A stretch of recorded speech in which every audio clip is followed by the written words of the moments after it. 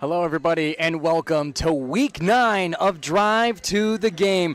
As the sun starts to set here on the Michigan high school football season, we're here at Ann Arbor Pioneer at Holloway Field as they host the Pinckney Pirates to finish off our regular season here.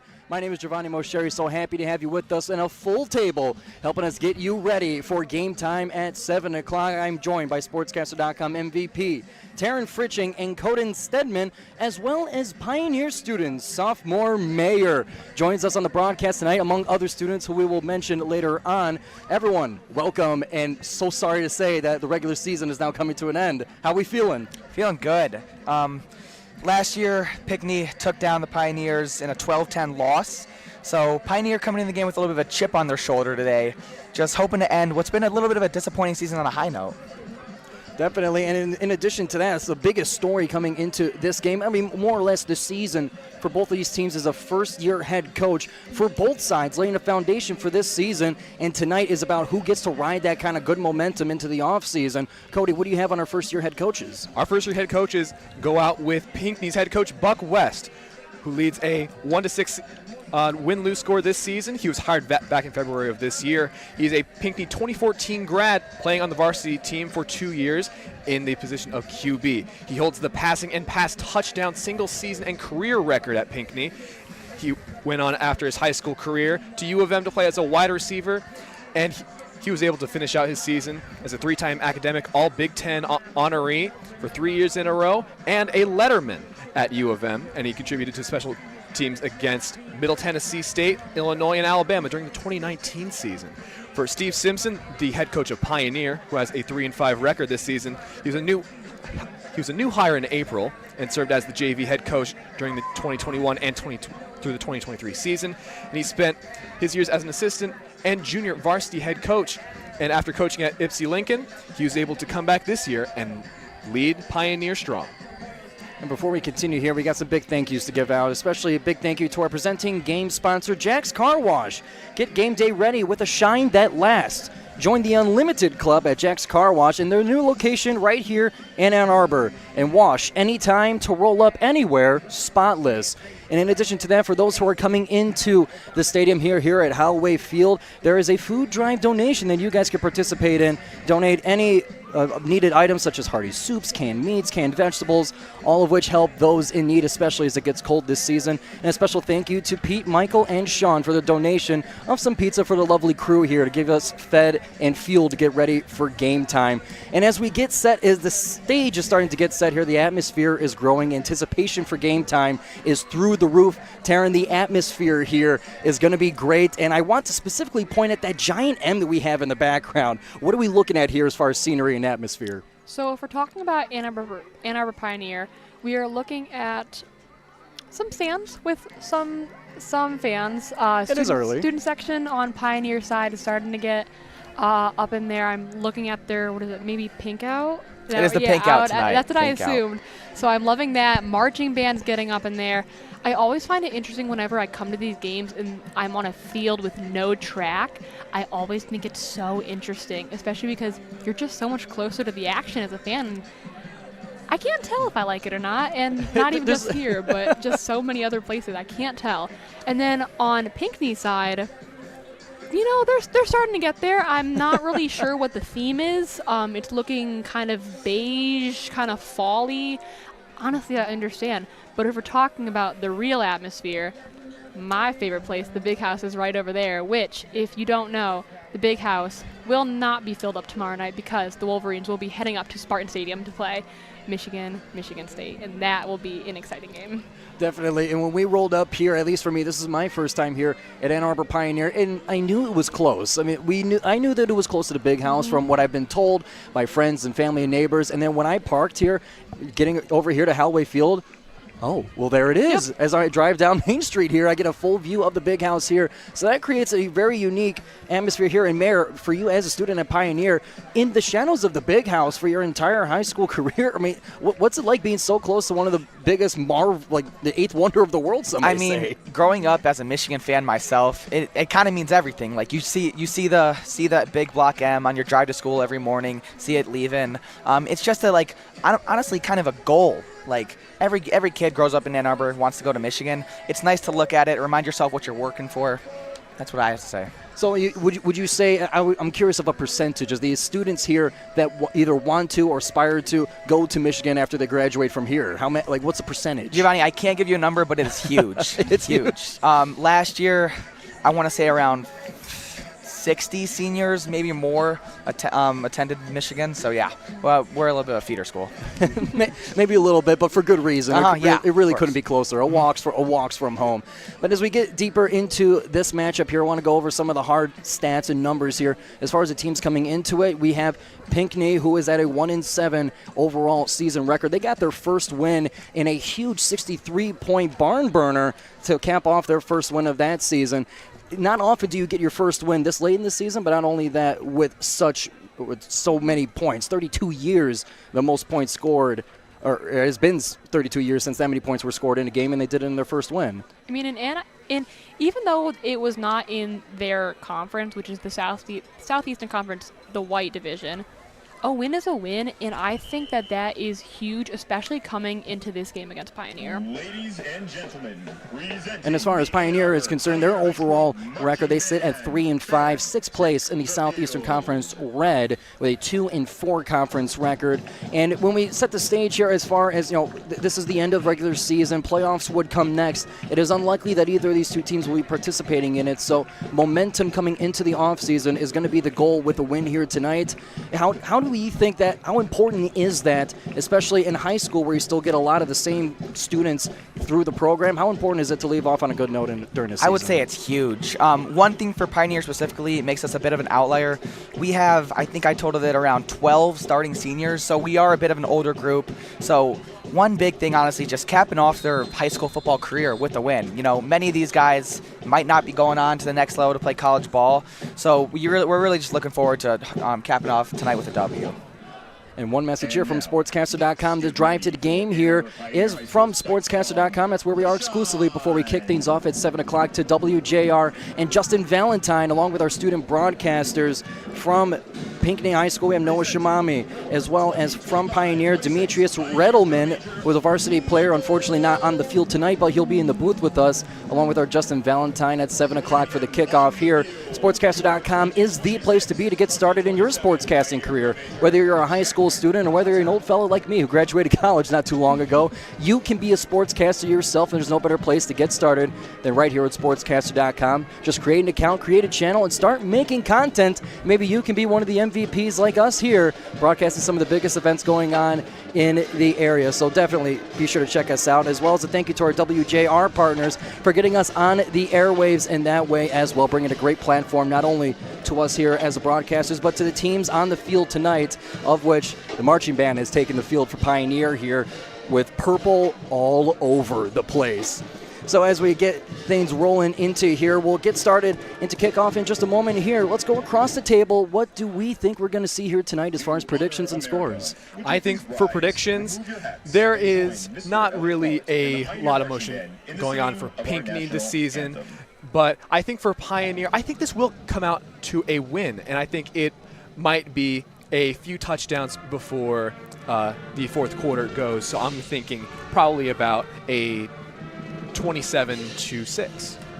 I'm going to have to agree with Cody there. You know, both these teams, it's not exactly a star-studded offense, so we could be looking at a bit of a defensive stalemate tonight. I'm going to say whatever team scores 21 points tonight will win the ball game, and I'm going to go with my Pioneers. Yeah, for me, just looking at what has happened this season for both Pinckney and Pioneer, my prediction will be 24-10 Ann Arbor Pioneers over the Pinckney Pirates. And for me, I do believe that the home team will get the best of it in this one. I do think it will also be a high-scoring adventure, as well as Pinckney's coming off their highest-scoring game in 30 years, as we've mentioned before. I think this one will maybe not the first of 21 wins. I'm thinking one of these teams is going to get into the 28s, and that will be the winner tonight. I do also think it'll be the hometown Pioneers who will get the job done here and finish off their regular season with a bang, especially here on senior night. So it's been a great blast covering all of Michigan high school football with you guys here from Drive to the Game. We appreciate you guys tuning in. Be sure to subscribe to us and follow us all over social media to keep up to date with our coverage of everything going on in sports. And with that, we'll hand it off to Justin Valentine and our student broadcasters on WJR. Kickoff is next.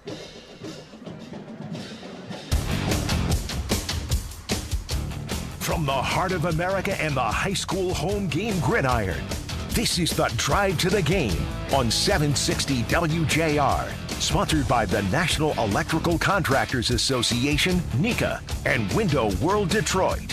Now here's your hometown football host, Chris Renwick.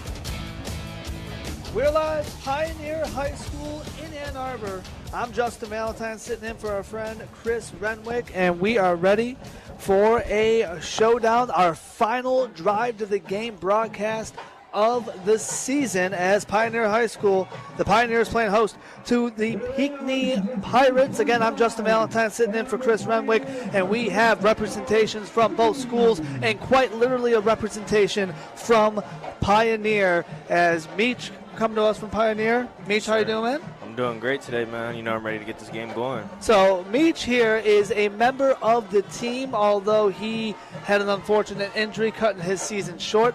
Still here on the sideline supporting his team. So, hey, give him a mic and let's get him to call the game. And representing Pinckney, we have Noah. Noah, how you doing, man? Doing great. Ready for this game, big game.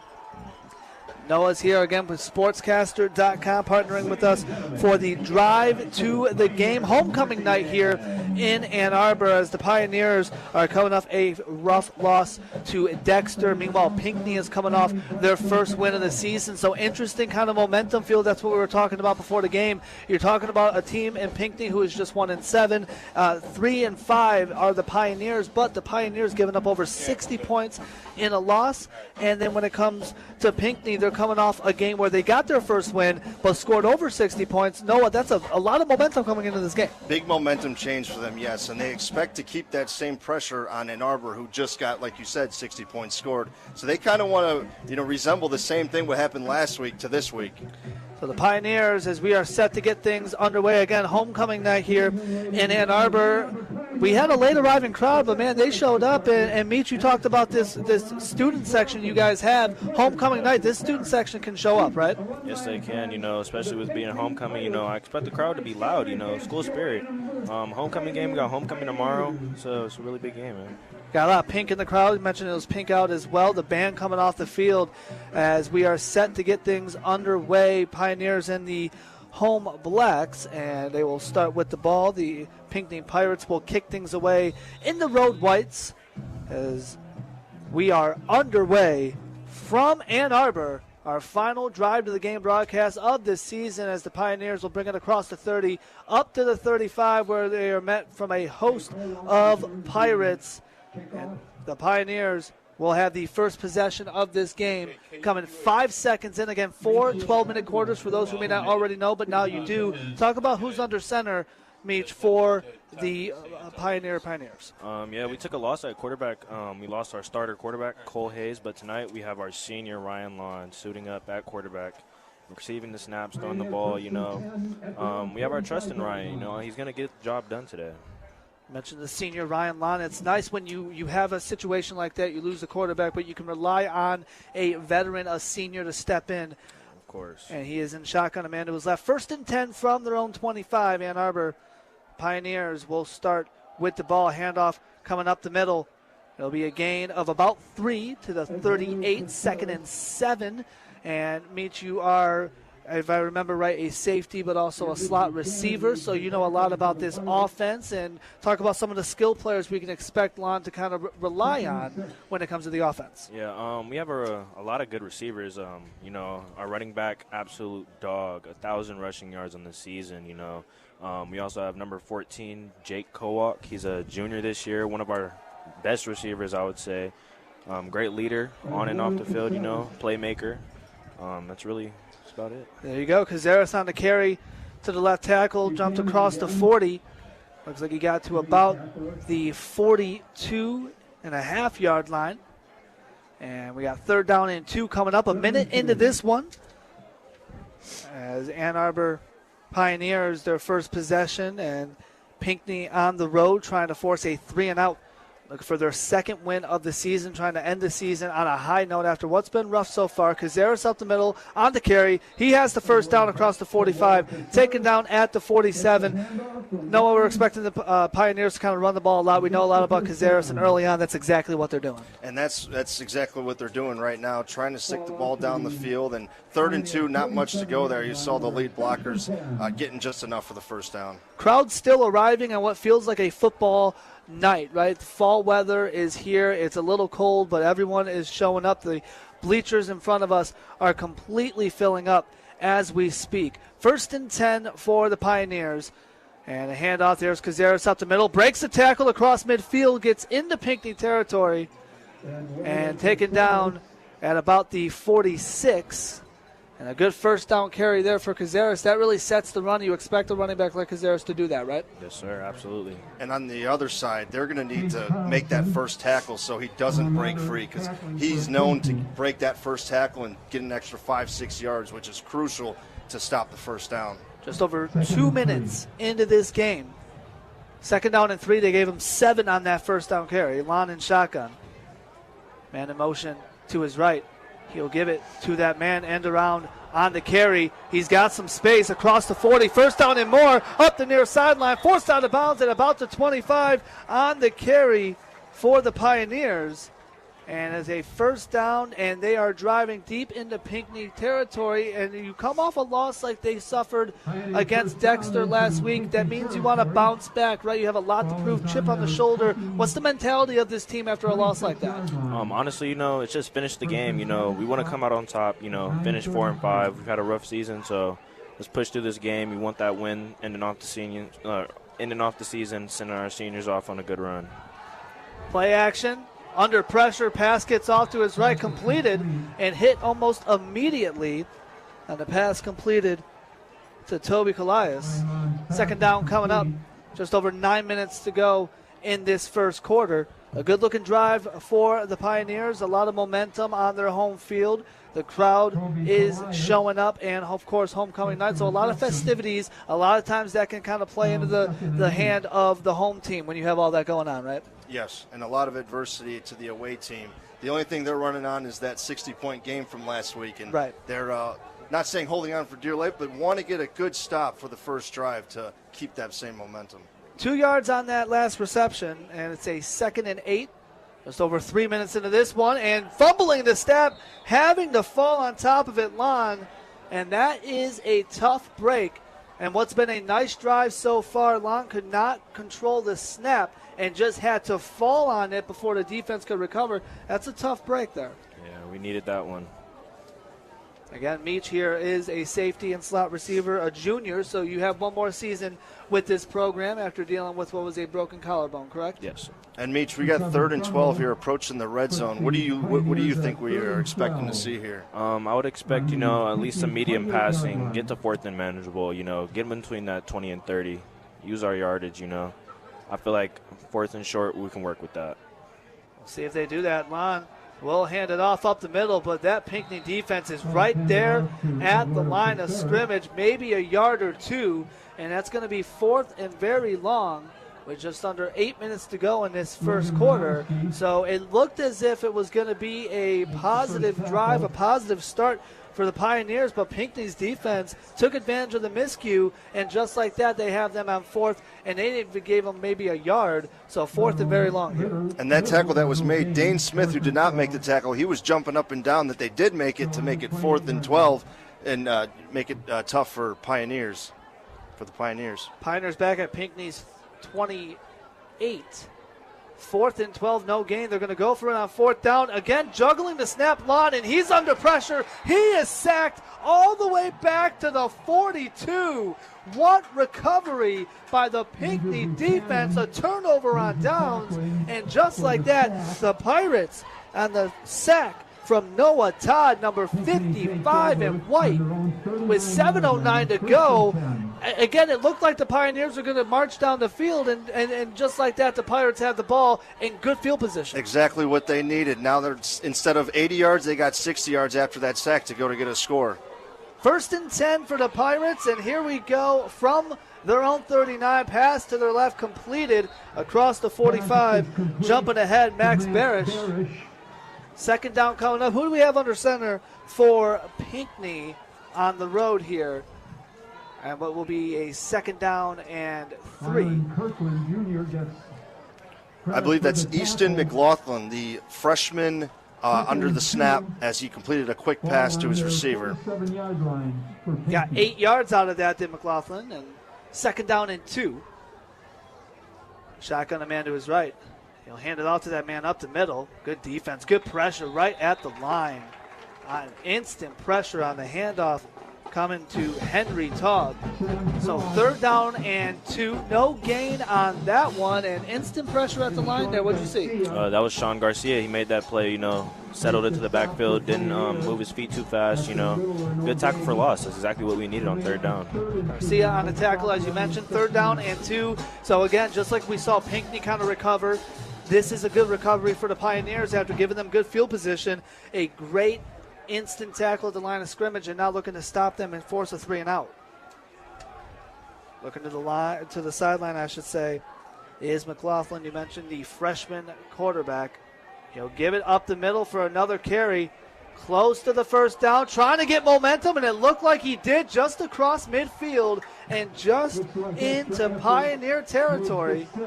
and it'll be a first down for the Pirates. It looked as if the Pioneers were going to get that stop, but just that extra momentum on the carry from Taub got them through. I'll tell you what, Justin, that 60 points must have done really something for them, because you can look on the sideline. They're jumping up and down on that, fighting for that extra yards. And again, the team that started 0-7, you come out, you score 60-plus points, you feel good no matter what your record is.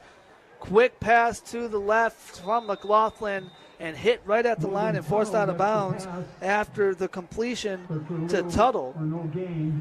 No gain, second down and 10. Looks like the scoreboard may be trying to give them a yard.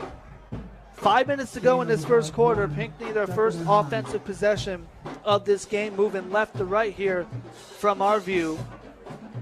You can hear the band in the background. Again, this place has filled up. You know, being very transparent, we're looking about 15 minutes before the game. We're like, where's everybody at? Yeah, and they came through stampeding. I was going to say, by game time, everyone's here. Up the left sideline, one-handed grab. He breaks away for the touchdown. Owen Zilka, and the Pirates strike first.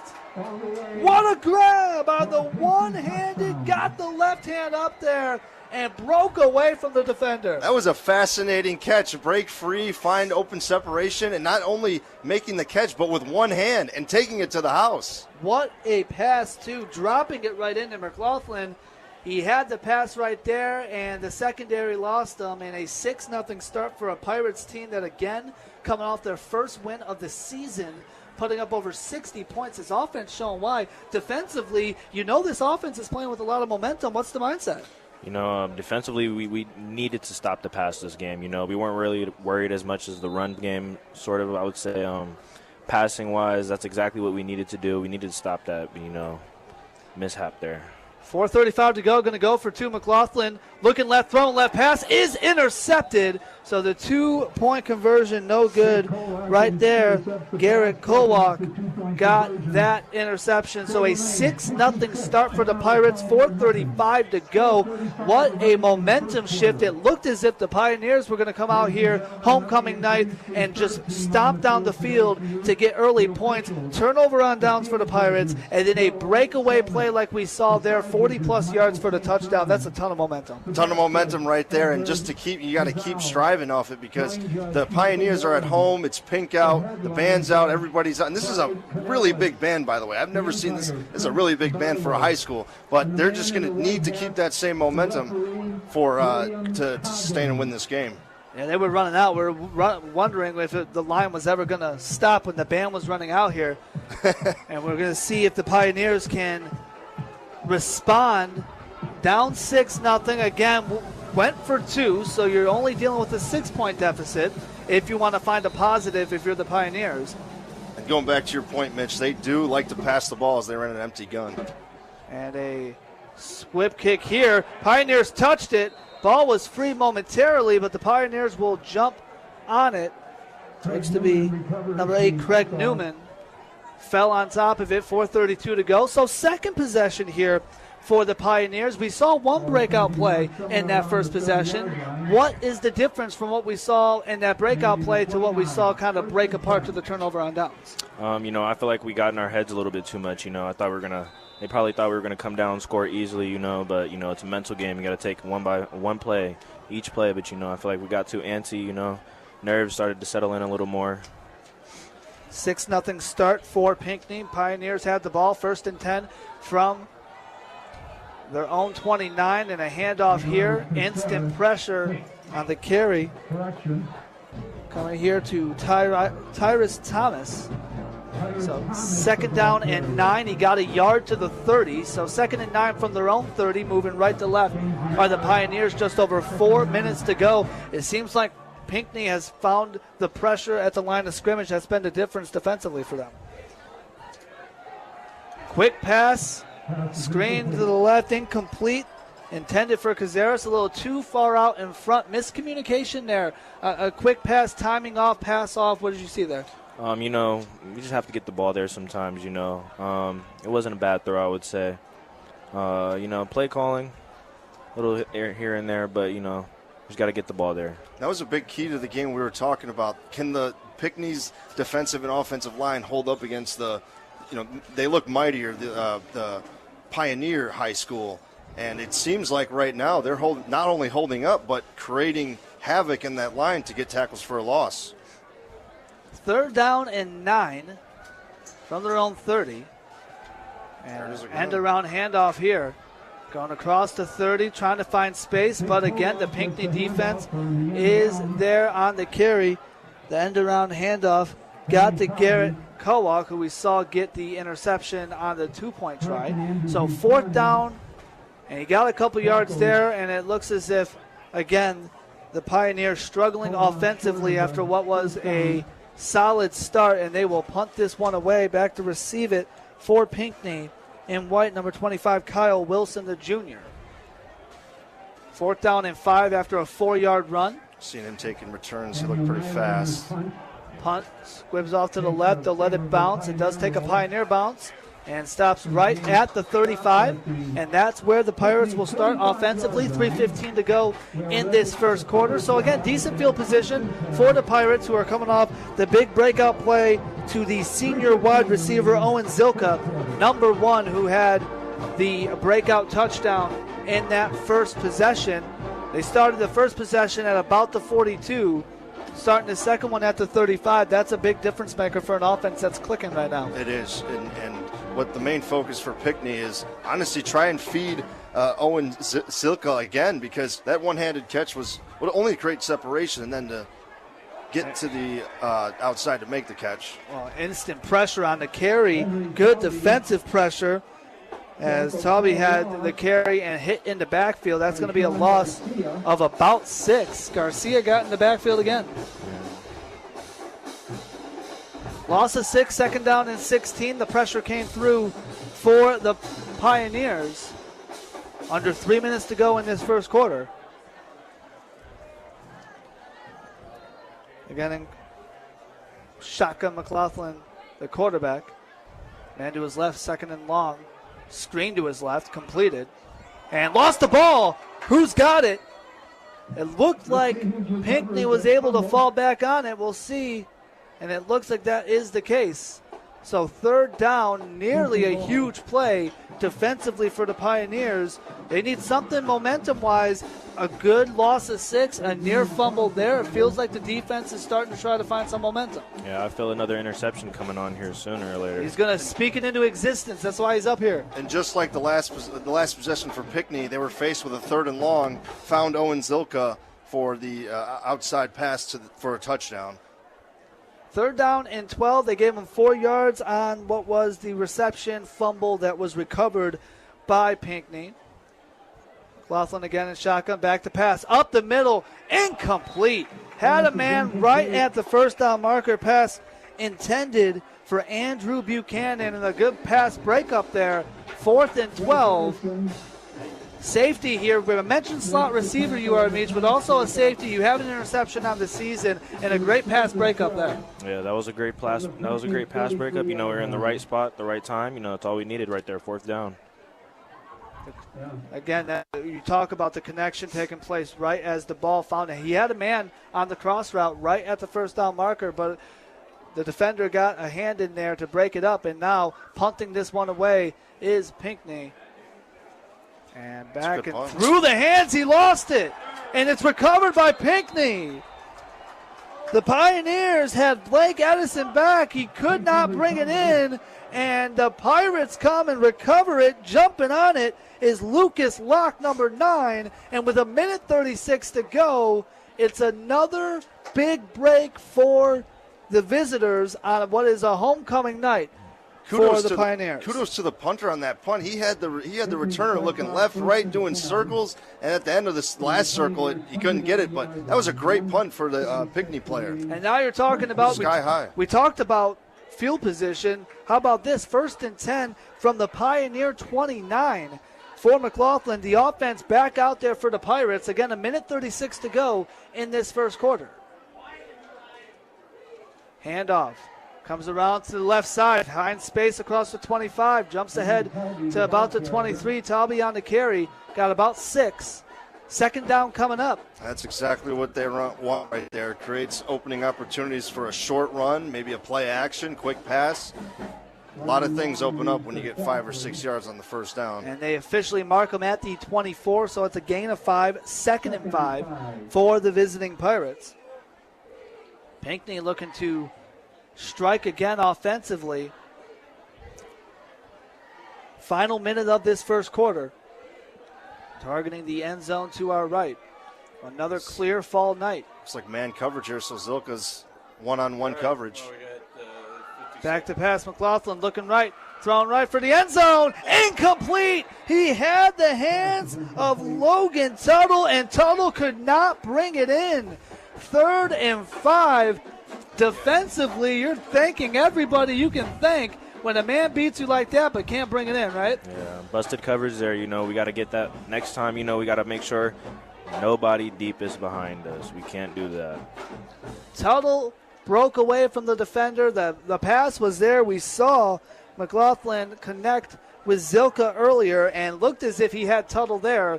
With 44 seconds to go, it is 3rd down and 5. We'll see what the play call is here. Remember, they went for 2 after that initial touchdown, so we'll see if they want to go for it on 4th down. And a quick pass to the right completed, trying to break through one tackle closer to 20. And it's going to be a 4th down on the pass completed to Tuttle. 30 seconds to go. It's only the first quarter, and McLaughlin has thrown the ball more than 5 times, and he's only a freshman. Yeah. So they've got him for another 3-4 years. That's a lot of confidence for him. Well, and it's not even the amount of passes, but also the type of passes. It's 4th and 2, by the way. We'll see. It doesn't look like they're in a rush to get the play off. So this first quarter clock is going to run out, and it'll be 4th and 2 for the Pirates to begin the second quarter. The offense clicking early. Second quarter coming up next. Pinckney, a 6-0 lead. Drive to the game. Sportscaster.com. This is Sportscaster.com. Have a dream to one day be a professional sportscaster? Love commenting on sports? Want to be the next great voice? Sportscaster.com is the place to make those dreams come true. A great sports broadcaster is able to capture the action, Down goes Frazier! Down goes Frazier! amplify the drama, To the end zone! Touchdown, Detroit Lions! Oh, my! create memories forever etched in our minds, A year that has been so improbable, the impossible has happened. send shivers up our spine, make us leap out of our seat, scream at the TV, and even ask ourselves, did that really just happen? You believe in miracles? Yes! Now it's your turn to let your voice be heard. Once again, versatility, the word of the night for Anthony Battani. Sportscaster.com provides all the tools you need to produce your own content, create your own sports talk show, stir it up with sports commentary, and even take a shot at live play-by-play. Whether young or old, new to sportscasting, or a seasoned voice in sports, just sign up and open your own channel, create and upload your content, and show the world you know sports.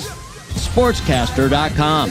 Now, we put the mic in your hands and put you in the center of the action.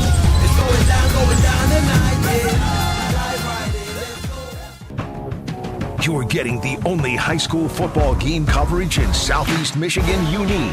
The Drive to the Game. Sponsored by the National Electrical Contractors Association, NECA, and Window World Detroit. Once again, Chris Renwick. Back live, second quarter of play set to get underway from Pioneer High School. Justin Valentine sitting in for Chris Renwick. Our drive to the game with Sportscaster.com. A 6-0 start for Pinckney, and they're going to start this second quarter with a 4th and 2 as they are driving into Pioneer territory. Again, we're teaming up with Sportscaster.com. Meech with us coming from Pioneer. Noah representing Pinckney, again from Sportscaster.com. And again, a 4th and 2 for this offense. It meets a question because you're on this defense. This is a 2 yards to get to the first. What do you expect to see here on the defensive side? We have a specific call when we're in the red zone, I would say, for specific situations like this. So usually, there we go. Yeah. There it is. A carry up the middle and into the backfield behind the 20. Getting in there is going to be number 8, Craig Newman, and a turnover on downs 3 seconds in. Talk about that defense some more. Specific situations when we're in the goal line, coming into the goal line, we have specific things we want to do, make sure we stop them from crossing that first down marker specifically, get our offense back out there. That was a really good play on both sides, And we were talking about the light offensive line that Pinckney has. I would just say if it's not broke, don't fix it. Do those quick slants, quick passes, even the deep ball. I know that one was caught and one was almost caught, but that seems to be working for the Pinckney team. So Ryan Long and that offense back out there, 1st and 10 from their own 22. Handoff up the middle, has space, first down and more. He breaks away from the defense into Pinckney territory. No one's going to touch him. Touchdown Pioneers, one play all the way down. Cazares, who just broke 1,000 and for the moment ties this game up. That was a crazy play by Eduardo there. That was exactly what we needed. A momentum shifter definitely there. The stadium is rocking.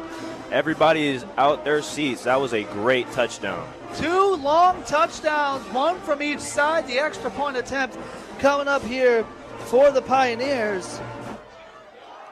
Daniel Nylander will kick this one away, looking to give the Pioneers the lead. The kick is up, and the extra point attempt is good. And how about that? 3 seconds in, we have a turnover on downs. 15 seconds in, we have a breakaway. What is going to go down, by the way, officially as a 78-yard touchdown run for the Pioneers. And just like that, the Pioneers have a 7-6 lead. And it looked like Pinckney controlled the first quarter and was looking like they were going to continue in the second. But no, just 2 plays, and now it's a 7-6 game on a 13-point swing. You got to love it if you are the Pioneers. Again, homecoming night.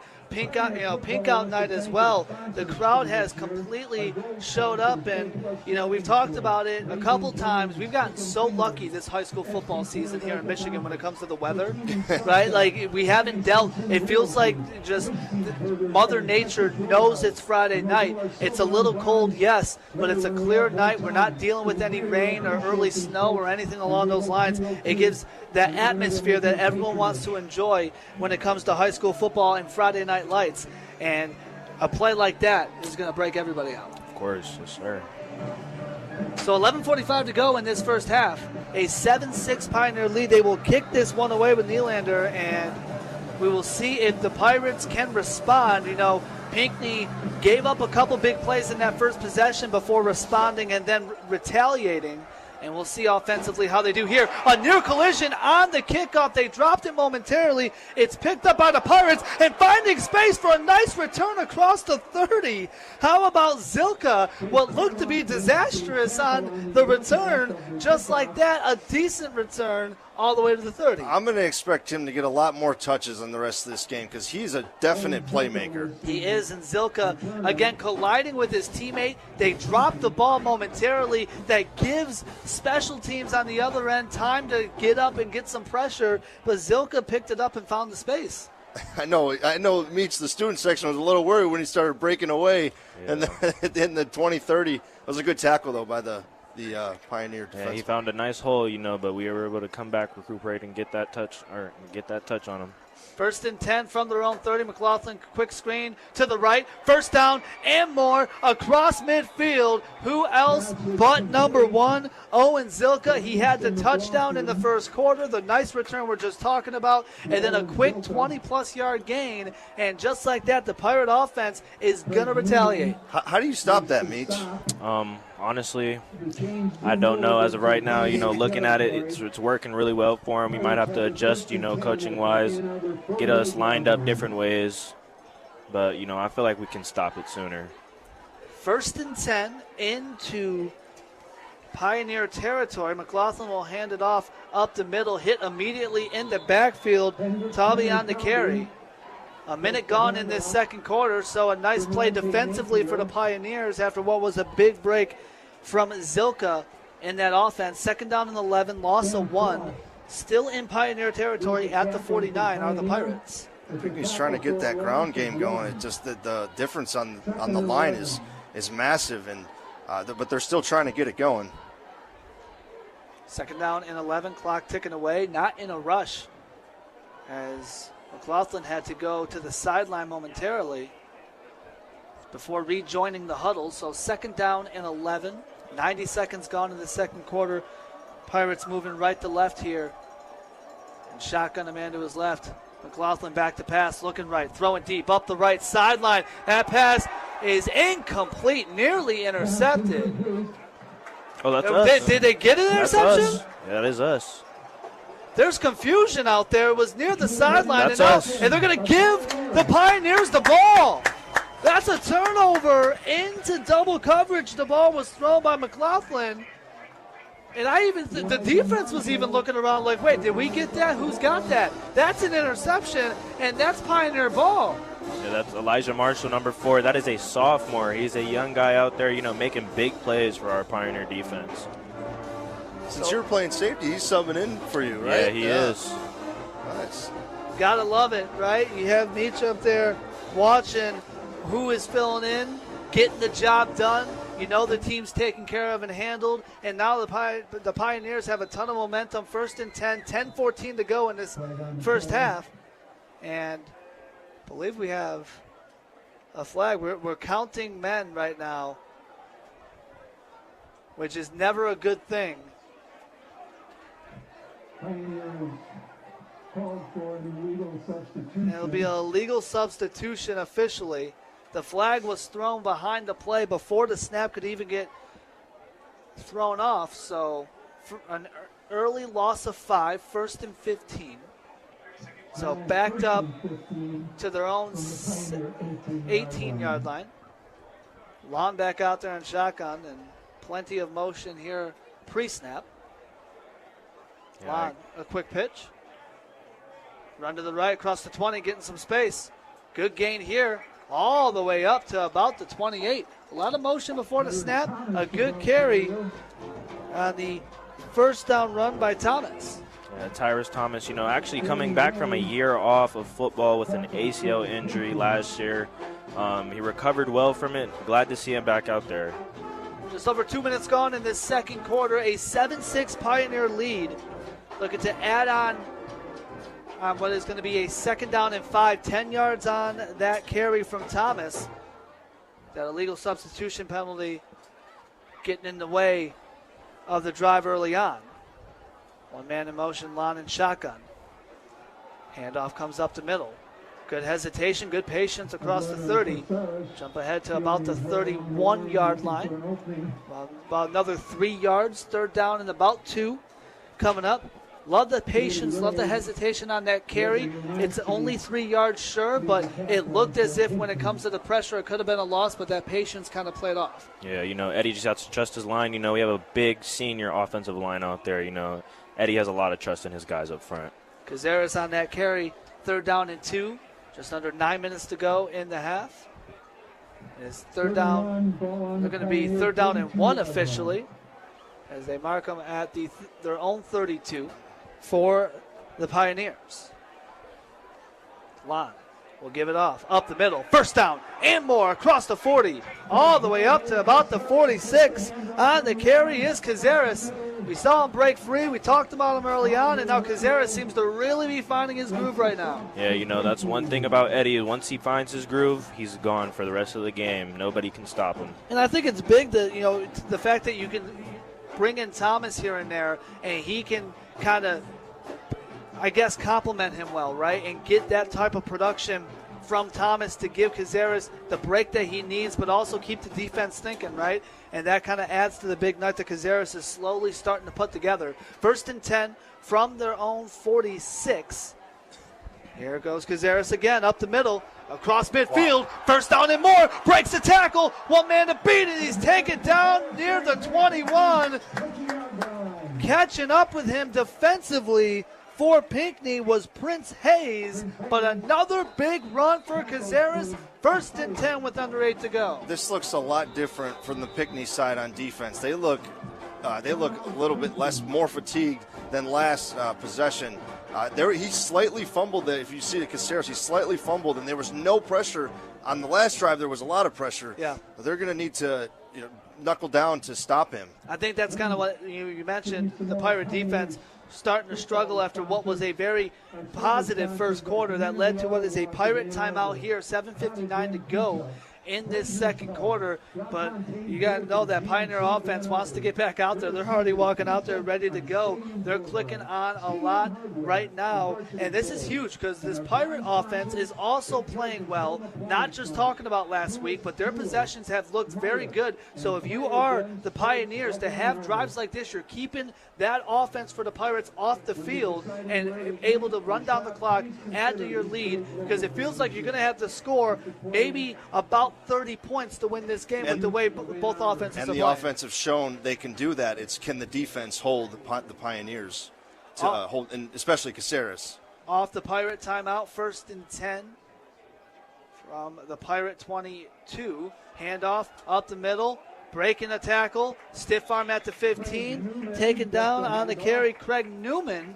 So that's another name out of the backfield. Talked about Thomas, talked about Caceres. What can Newman bring out of the backfield? Honestly, Newman, he's more used as a fullback in some sort of situations, but, he also can play running back. He's one of the more power backs, I would say, really grind out those yards. And on this drive, Max Barish has been making a lot of tackles to hold up a touchdown. 8 yards on that carry, 2nd and 2. Got all the way to the 15 of the Pirates. Handoff here to the right tackle. First down and more, across the 10, breaks the tackle, into the end zone. Touchdown, Pioneers. There is Newman again, his 2nd straight carry, and he gets 6 with 7:16 to go in the half. A 13-6 lead for the Pioneers momentarily. So that's a three-headed monster almost when it comes to running the ball for this team. Yes, it is. Honestly, I would say, respectfully, we have the best running back room in the States. Nobody can stop our run game, I would say. And the contain was there. He was there on the outside, ready to make the tackle. He just little cut right into the inside, touchdown. Yeah. Kick is up. The extra point attempt, some pressure came right at around the kick. It is up and good. So with 7:16 to go in this half, a 14-6 Pioneer lead, 14 unanswered points. And if you're the Pirates, though, it's interesting because we talked about the flip and what has been. You've given up 14 unanswered points. The defense starting to struggle, but there feels like, okay, this game's not getting too out of hand. It feels like they still have some momentum if they can, I guess, cut down on the miscues a bit. Got to rely on the offense for this one. You're going to need at least get 3 on this possession because the Pioneers have all the momentum right now, and they had it for the start of the game. Can Pinckney pick those pieces back up and drive down the field? Sounds like a riddle that you tell someone to say 3 times fast, the way you try to Pinckney pick that. Yeah, how Pinckney, you got that, how you got that sentence. A lot of preparation before the game to get that one right. That's some professional sentence saying right there. I'm proud of you. 7:16 to go in this first half. 14-6 Pioneers with the lead. Also, Meach over here, I got to throw out there, if someone starts a sentence with respectfully and then an opinion, the respectfully might as well just not even, he don't mean it. He don't mean the respectfully. They got the best running back room out there. Come on. We do, definitely. It's all good. We could just say it. 7:16 to go, and the Pioneers a ton of momentum, and off the kick, a squib short kick around the 40 brought in for the Pirates by Oliver Wendell. Good awareness on Wendell to make the fair catch rather than catch it and try and take it to the house or get lit up or something. Just make the safe play, fair catch, and new possession. Well, you're talking, you don't feel the need to do anything outrageous like that because, again, and we've said this for the Pirates, decent field position, right? You're bringing that in around the 40. They're going to mark it officially at the 39. So at your own 39, you'll take that when it comes to starting an offensive possession. Both teams have had nice starting field position, but it's an 8-point Pioneer lead. McLaughlin back out there for this Pirate offense. 1st and 10, and in shotgun. Looking right, quick slant pass to his right, across the 40, and good pressure up the middle on the pass completed to Max Barish. Talked about him on the defensive side, a reception there, and he'll pick up, we'll get about 5, or make it 4 yards. 2nd down and 6. And they mark it at the 43-yard line. And this Pirate offense, it feels like almost strategically slowing things down a little bit after a couple miscues to lead to more Pioneer possessions. Yeah, they want to keep it controlled. They do not want the Pioneers to have possession before this half because they want to limit the run game. 6.5 to go, 2nd down and 6. McLaughlin on the scramble out to his right. Dangerous pass. Did they bring it in with a hand? No, they're going to say incomplete. One-hand attempt there from Tauby, who was falling left, but the pass was behind him. He was on his way down and got a right hand out, got a right hand on the ball, and could not bring it down. And the defenseman, the linebacker almost picked it off on that one. A lot of pressure. McLaughlin has the one interception, the confusing interception that confused even the intercepting team. So he's thrown into some pressure a little bit tonight. 3rd down and 6 from their own 43 for the Pirates. 6:22 to go in this first half. McLaughlin in shotgun here, man to his right. Looking left, quick to his left, and a little too hot on that pass. Incomplete, intended for Barish. And it feels like every pass, and you play, again, we mentioned it earlier, safety, it feels like that defense is around every pass that's thrown by McLaughlin. Yeah, Pinckney, they're in a really quick pass offense right now. I would say they're trying to get the ball out quick, confuse some of our guys, but, we're in the right spots at the right time. I think a lot of it is now they're running 2 safeties back rather than the one, so it leaves more coverage to cover Zilka and Barish. Yeah. 4th down and 6, 6:19 to go in this half, and punting this ball away are the Pirates. Left-handed or left foot punt there, and a great bounce for the Pirates all the way out of bounds. They'll mark it at the 18-yard line. So I guess we jinxed it with 6:11 to go. We had all this talk about good field position, and now the Pioneers are going to start all the way back at their own 18. But if you're running the ball the way they are, I think you're okay with that, right? You're okay with wherever you're starting. Yes, we are. I have faith in my guys. I believe we're going to get upfield and get another touchdown before this half ends. 1st and 10 from their own 18. Pinckney's focus is to get a stop before the field goal range, because they know they might get a couple first downs. Is can they get the 3 and out and stop Caceres' powerful runs? Well, and that's the benefit of pinning them back all the way back at the 18, is you have some room for error, knowing that this offense has been playing well. Hand off here to the left tackle. Not much. Getting a couple yards to the 20. 2nd down and 8, but I believe we got a flag on the field. A conversation between the officials. And it's going to be a face mask penalty called against the defense.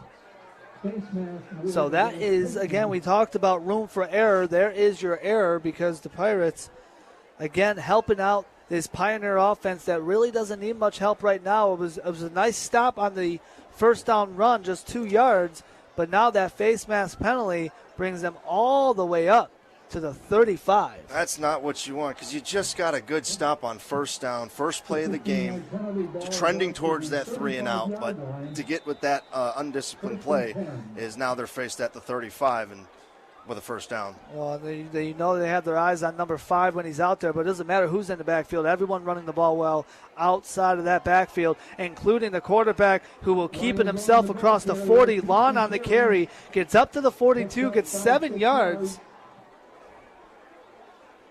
So 2nd down coming up. Lon, a design run for the QB. Yeah, we practiced that a lot in practice this week. We wanted to get Lon that ball running around a lot. He has some legs on him, so, let's get him out there. They give him 6 yards, marked him at the 41. 2nd down and 4. Lon, the man in motion coming left to right. He'll give it to him. Trying to end around, trying to find some space across the 40. He does cross the 45. Out of bounds around midfield for the 1st down. Taken down out of bounds. Good run there. This is where it starts to get Marshall. tricky for the Pirates. They're running a lot of different players with the run option. You had Cesaris, you had the quarterback, now number 4. That's 3 guys on one possession. So the defense is going to have to keep their eyes open on who actually has the ball. 10 yards on that carry. 1st and 10, just into Pirate territory at the 49. So Lon in shotgun, a man to his right. A lot of motion again pre-snap when everyone's running the ball the way they do. That defense keeping an eye on everything. Quick pass out to the right completed, and he is met by a couple defenders at the 42. And that pass completed to Kowak. This offense, it just feels like just knows what they want and taking what they want, whether it's through the air or on the ground. Yeah, we have a lot of things that we have, like, specifically done in practice just to make sure, we get down the fundamentals of that one thing we need. That was a backside curl there. We run that a lot. And I'm going to be honest, I thought that was a run all the way, so that even fooled me up here. Flag thrown, 2nd and 3 after the 7-yard reception. Offense thinks they're getting a first down out of this, and they are correct. Encroachment to call against the defense. So yet another defensive miscue on the penalty when it comes to Pinckney helping out this Pioneer offense. 1st and 10 as they move them down to the 37 in Pirate territory. 20 yards in total so far on the penalties for this drive. Clock is ticking away, under 4 minutes to go in this half. Lon and shotgun, Amanda's left. Running it again, Cazares up the middle, gets to the 30. 2nd down coming up. Cazares good at finding some space. Yeah, we're going to be competing Eduardo all day tonight. 6. Well, the PA announcer says 7 or 6, so 6-7. Am I right? Sorry, I look, it was right there. It was right there. Our engineer, Ray, is giving me the dirtiest look. It was right there. The joke was there. It's the only time I'll make it. 2nd down and 4, just over 3 minutes to go. I approve. Anyone in this age range that's wearing mics right now approves it, okay? Yeah, I approve.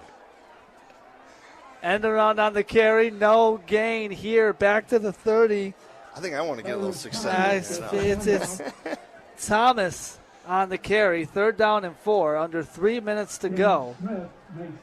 Smith on the tackle. So big 3rd down here. If you are the Pirates, you've had some penalties go against you. And again, you're dealing with a drive deep in your own territory. But a big 3rd down and 4. First drive of the game, they stopped them. Can they do it again? Under 2.5 to play in the half. Shotgun again. That's where Lon is comfortable. Handoff up the middle. 1st down. All the way down to the 21. When in doubt, run the ball, Cazares. Great first down there. That's exactly what we needed getting into that zone. 1st and 10. How do you stop that, Meach? When he's running that hard and finds the right hole and just opens up? Honestly, there's no way you can stop it. We can't even stop it in practice. He just runs all over us. He just lets it go. Got down to the 22. 1st and 10. 2 minutes to go in this first half. And into the backfield. That Pirate defense, they lost the ball. It looked like the Pioneers fell on it. It's going to be a big loss at the very least. They're back at the 25.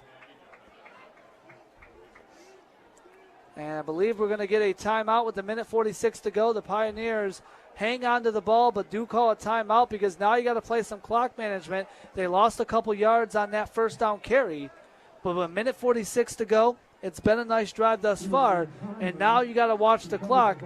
And that's the thing when you have such a dominant run game is you can manage the clock well. You can, when it comes to keeping the ball away from your opponent. But then when you get into this type of territory, you got to watch yourself. You can't run out of time, right? Yeah, we really want to get out of bounds first. Get the ball, get out of bounds, get as many yards as you can. I think a big focus on the Pinckney defense is make the first hit and then just punch the ball out because that's what happened on the previous 2 plays. Yeah, well, it worked one of the times, so. 2nd down and 12 coming out of this timeout. Again, the Pioneers called the timeout to stop the clock. 1:46 to go. If you're the Pirates, try to get a stop here and hope there's enough time to try to get one more possession before the half. And we'll see, again, that offense for the Pirates has been able to break out some big plays. So, again, if they can get a stop, give themselves some time, they can respond. 2nd down and 12. They'll hand it off to Cazares again up the middle. and gets down to back to the original line of scrimmage. They mark him at the 22, so he got the couple yards back. 90 seconds to go. They're going to let the clock run a little bit here. 3rd down and 10. So now you're looking at 3rd and long. You'd like to run the ball, but now you're in a position where maybe you can't run it, no? Yeah, I think we take a shot. You know, I see Elijah Marshall down here, one-on-one coverage. I feel like, you know, why not throw it? You know, it's 3rd down, a minute left. Yeah, put the ball in the air. 1-on-1 or 4-on-4. That's Hayes covering them. Up the middle, wide open, 1st down and more, into the end zone. Touchdown Pioneers. Toby Callias is found, and it's a 20-6 lead with 1:08 to go. That is Toby Callias' first touchdown of the year. Big one there going into half. 1:08 to go. You mentioned going into the half. Extra point attempt coming up. That is now currently 20 unanswered for this Pioneer offense. You were looking, you mentioned Marshall in the one-on-one. Feel like the defense was more focused on maybe that's where the ball would go, as the extra point attempt is good. And because of that, you left a man wide open right in the middle of the field. And right? Pinckney, they had one guy to cover, and they missed it. Just the perfect opportunity for Pinckney to make a stop. Everybody was covered. Just the tight end just got broke free loose. Yeah, that now it's 21-6. seam pass, it's always there, you know. It's there when you least expect it. And it almost feels intentional when it comes to Marshall being set up out there. You almost want the defense to focus on him so you can get more space in the middle of the field, and that worked perfectly. Yeah, that's exactly what happened. 1:08 to go, so I mentioned as much as it is now 21 unanswered for the Pioneers after what was a 6-0 start in the first quarter for the Pirates. There is still some time for this Pirate offense to try to make something happen before the break. 68 seconds, and they've shown the ability last week and this week to break out for some big plays. And again, they got 68 seconds to do so. 2 timeouts aside as well, because if you are the Pioneers, you get a couple quick stops. Maybe you try to get the ball back and try to put some more points on the board, right? And the kick is away for the Pioneers, and stopping that one from going out of bounds are the Pirates as they drop it down to the 28. Zilka fell on it. Only 2 seconds shaved off the clock on that one, so they will start at their own 28-yard line. It looked like it was caught and then dropped by that first player there. And that was the confusion, because it also looked like it was bouncing out of bounds, which normally, as the receiving team, you would let that go. But they fell on it, and it's not horrible field position at their own 28 with 1:06 to go, and we'll see if this Pirate offense can put something together. Do you take a shot early on, or you try to set the tone? I think so. You're down. You were just up 6-0. Now you're down 21-6. You got to get something back, getting into the half. We'll see. Under pressure, scrambling out of McLaughlin, found some space. He'll slide down across the 35, on the first down run. And I believe we have a flag down on the play. 58 seconds to go, and the officials will convene here. Again, it's the last thing you want if you're Pinckney. Your quarterback out of a sack situation, ran for positive yards, and if it's going back, then. And that's what it looks like it's going. No call has been made official.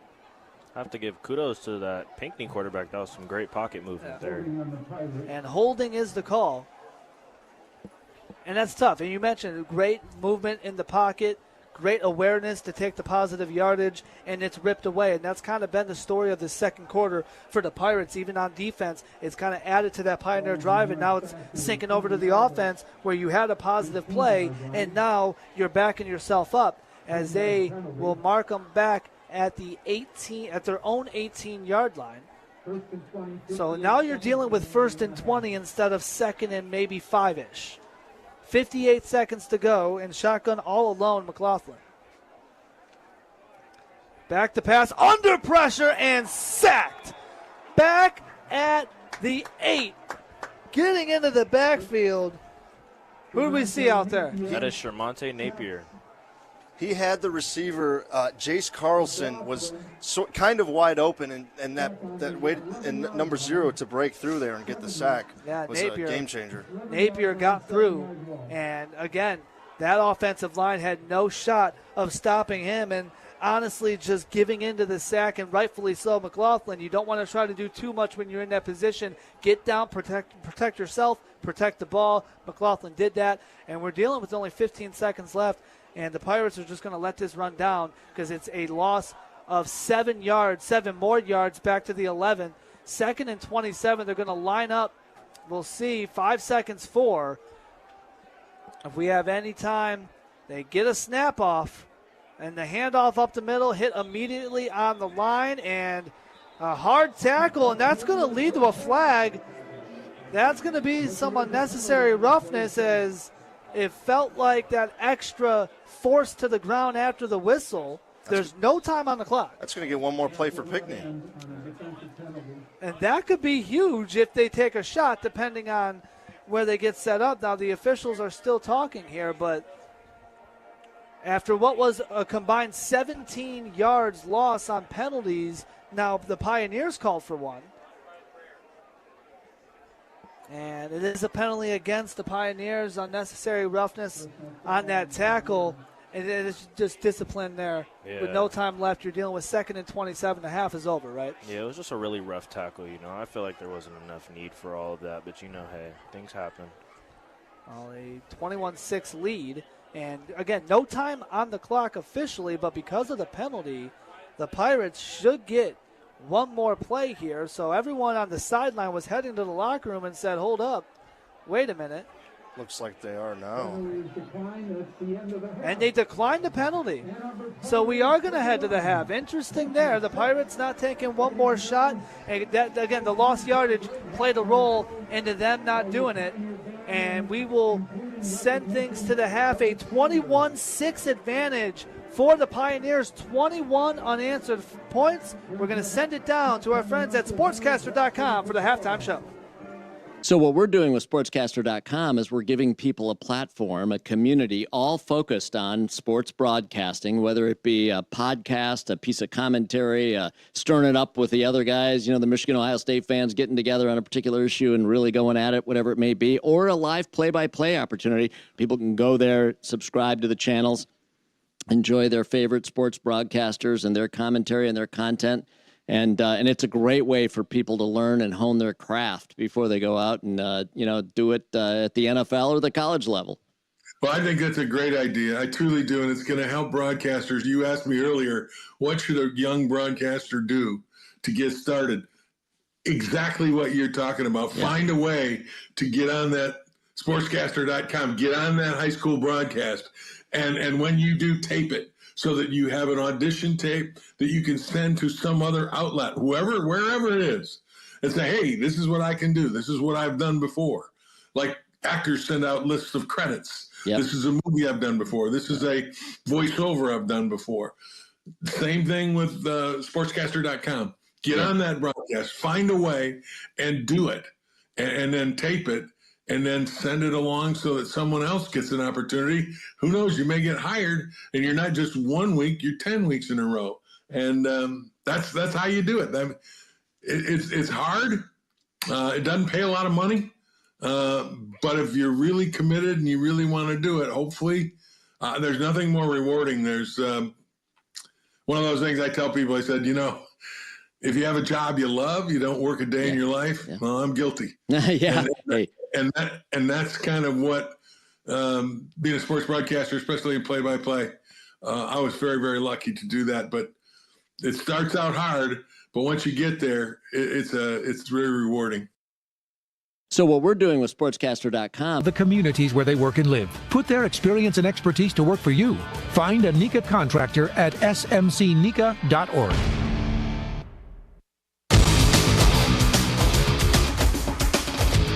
You're listening to The Drive to the Game on 760 WJR. Live coverage of Michigan's biggest high school football matchups, presented by Sportscaster.com.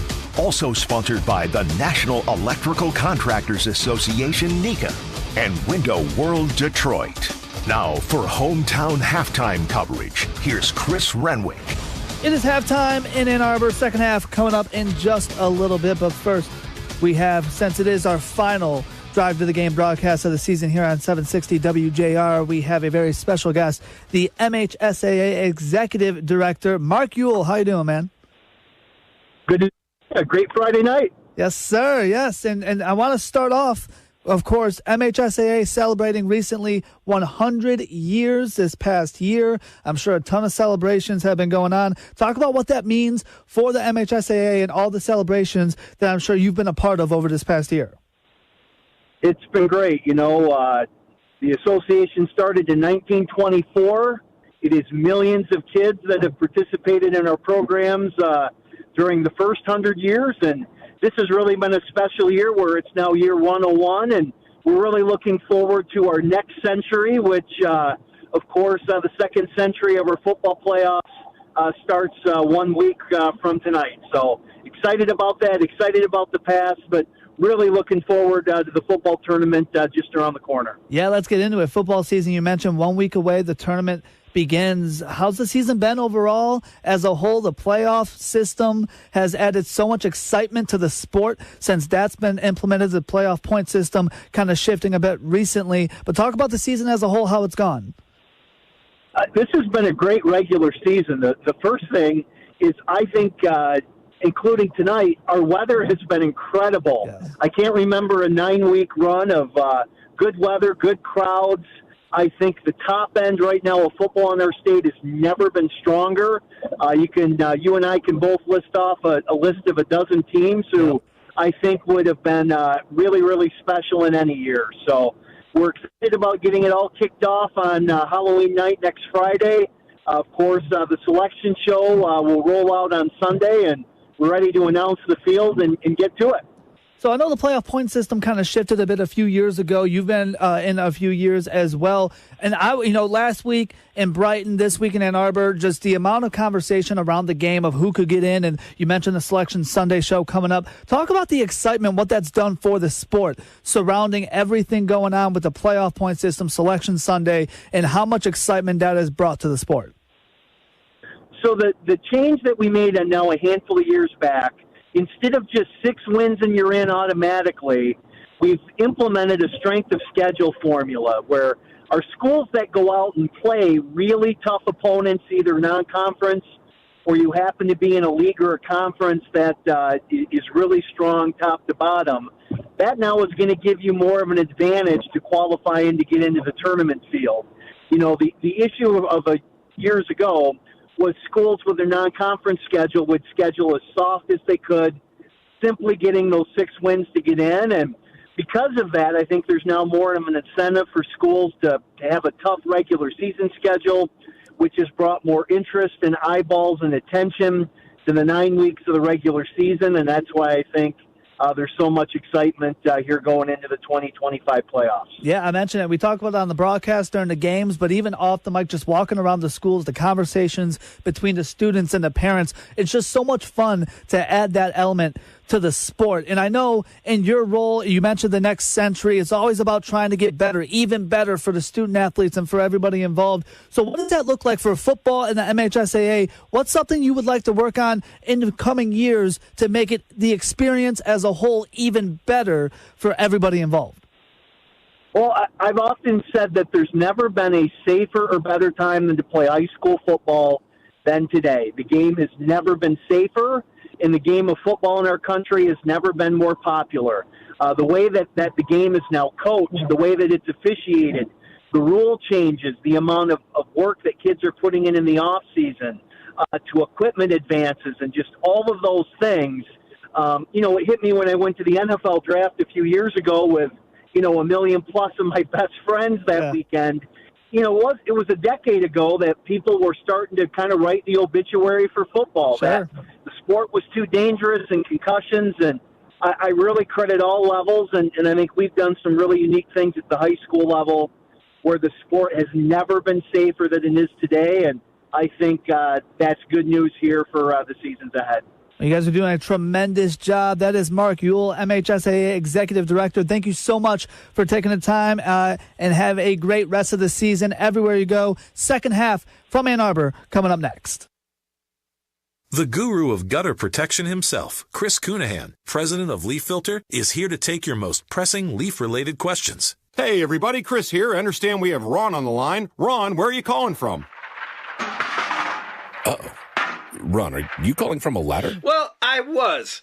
I wanted to ask Chris what I need to do to get my gutters ready to have Leaf Filter installed. Oh, Ron, you don't have to do anything. A Leaf Filter Trusted Pro will come out and clean out your gutters, realign and seal your gutters, and install Leaf Filter, America's #1 gutter protection system. So I didn't need to get on this ladder? Ron, Leaf Filter Trusted Pros are in your neighborhood and ready to help. Just visit leaffilter.com/deal to schedule your free gutter inspection and get up to 30% off. Thank goodness. What was that site? To get this special radio offer, go to leaffilter.com/deal for your free gutter inspection today and get up to 30% off. That's leaffilter.com/deal for up to 30% off. leaffilter.com/deal. See representative for warranty details. The best electrical contractors, period. The National Electrical Contractors Association of Southeastern Michigan member contractors are the best in the business, providing electrical and telecommunication services throughout the region for commercial, public, industrial, and residential projects. NECA contractors have been powering and connecting Southeastern Michigan for over 100 years. And they're proud supporters of the communities where they work and live. Put their experience and expertise to work for you. Find a NECA contractor at smcneca.org.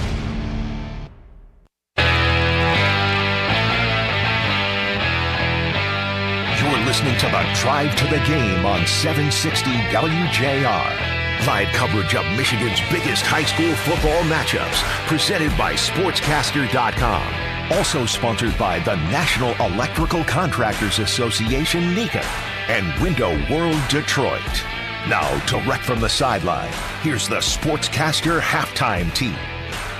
Hello, everybody, and welcome to halftime here at Ann Arbor Pioneer, where it is 21-6. The Pioneers over the Pinckney Pirates.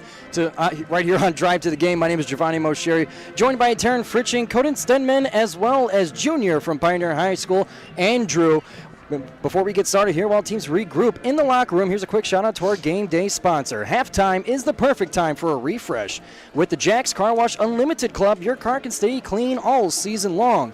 Be sure to visit the brand new location right here in Ann Arbor. Make sure your car is looking good all year round. So 21-6 is your score here at halftime, and it's been a strong ground attack so far from the Pioneers, but a willingness to pass for the Pirates. What have you guys seen so far in this first half? Andrew? Definitely Pioneers sticking to the game plan, and what they chose was obviously pounding the rock. They wanted to get the ball into our starting running back, number 8, right? Yeah, number 8. And he started off the game with 2 drives where we were unsuccessful, ended up punting and ended up turning over on downs, but ended up on the 3rd drive where number 8, with a 78-yard touchdown, which kind of sparked the offense for Pioneer. Yeah, an explosive play from number 8 running back Craig Newman. That one coming off of an interception by Eli Marshall to set up that scoring drive. That ended up being a big difference in this half. Mm-hmm. Definitely, yeah. Pioneer definitely capitalized off of that, and hopefully will continue to. And now, Taryn, as far as the Pirates are concerned, they've been willing to pass even with the backup quarterback, but it's gotten them in trouble with that interception that we just mentioned. What are they going to have to fix in the second half? I mean, Pinckney really came out strong in this first quarter, and I mean, I was kind of left shocked standing on the sideline. I was kind of like, wow. I think that in the second half, though, Pinckney really just, they got to focus on what they were doing strong, because anything can change in the blink of an eye, and Pioneer is coming out and they're saying, what were we doing then? And what can we continue to improve upon what we were doing when we scored those 3 times, considering the fact that it started out 6-0, 21 straight points for the Pioneer. So I think that Pinckney they really have to come out strong. They really got to hold their ground on defense. I think that's a huge portion of this second half, because offense is good. Defense wins championships, defense wins games. And now, Cody, for the Pirates, it's not all doom and gloom for them. They did start off strong, as Taryn mentioned, with a huge 51-yard touchdown pass caught one-handed. They are dangerous, and remember, last week they scored 63 points. Are they still dangerous and having that once that offense wakes up in the second half? Hopefully, if they do have a chance to wake up in the second half, I think that they could be able to match the game and maybe set it to a tie. From that explosive action near the start of the first quarter, I really do think that if Pinckney collects together during this halftime and says, all right, they're changing up our game. How about let's adapt to that and let's see how else we can thrive from this playbook, and hopefully we can be able to match their energy. And I think they might have a chance in doing that. And one other point to make for this first half, we've seen some games here where the penalty flags were flying everywhere. Very undisciplined games are some of the ones that we've covered here on Drive to the Game. But this one overall in the first half been very clean football, showing the season's work in that kind of discipline. What have you guys seen in that regard? Yeah, I think the first penalty of the game came in the second quarter, where it was, I think, a face mask, which is something that's going to happen in the football game. But if I can add to the Pinckney offense, Pioneer is typically playing with two safeties or at least two people back, where today it was nothing. They were with the backup quarterback trying to stop the run, where I wouldn't be surprised if Pinckney noticed that and maybe starts to take some more deep shots the second half. Yeah, and Andrew, during the game, we were talking on the sideline, we mentioned that, for Pinckney, they're able to still throw the ball even with their backup quarterback, but haven't seen that as much from Pioneer. But with the way the ground attack's going, do you really need to throw the ball that much? They seem to be in control. Mm-hmm. Yeah, I don't really know why Pioneer would stop if their run game's looking great. Quarterback has bobbled a couple snaps. It is cold out here, so maybe his hands are a little numb, but yeah, definitely keep relying on that run game for Pioneer. Yeah, and I want to bring it out to the weather here, because while it is a very chilly night, I mean, it was even sunset just as we were kicking off here in Ann Arbor, but we've had such great weather throughout the season. We're kind of paying the piper at this point, really feeling that October weather. And yeah, a lot of dropped punts and catches could be the result of newly frozen hands. So I think that's a big part of this game, as the weather and the atmosphere in that sense. Definitely. And I think that's something that you also have to adapt to, especially being not only a quarterback, but I think especially a quarterback, considering the fact that you're not going to wear gloves when you play with the quarterback position, but especially when you play high school football in October, November, if you make it that far, you got to adapt to that. And my hands are actually feeling pretty fine right now, and I'm kind of blessed for that, but I think that's something that you need to adapt for if you're looking to make it farther into the playoffs. Mm-hmm. Absolutely. I think a little bit during the start of the game, my hands were starting to really freeze, so switching on and off with the gloves really helped. But with this offense on both sides, being able to adapt to weather conditions like this is obvious if you're trying to prepare yourself for a postseason run. We saw that especially with the expectations that these two new head coaches wanted to bring out. So if they wanted to be able to adapt easier to weather conditions like this, different kinds of playbooks that they might face, hopefully they could get a dip in the water, like for instance what this game is offering, and maybe see if they can adapt from it. And as we begin to close things down here at the halftime show, getting you guys ready for second half action with Justin Valentine and our student broadcasters. Andrew, you and Mayor are part of Pioneer's Sports Broadcasting Club here, and it's what's brought you here to us at sportscaster.com. Tell us about the club, how it started, your guys' involvement, and tell the people all about it. Yeah, so grateful to be here today. Thank you for having us.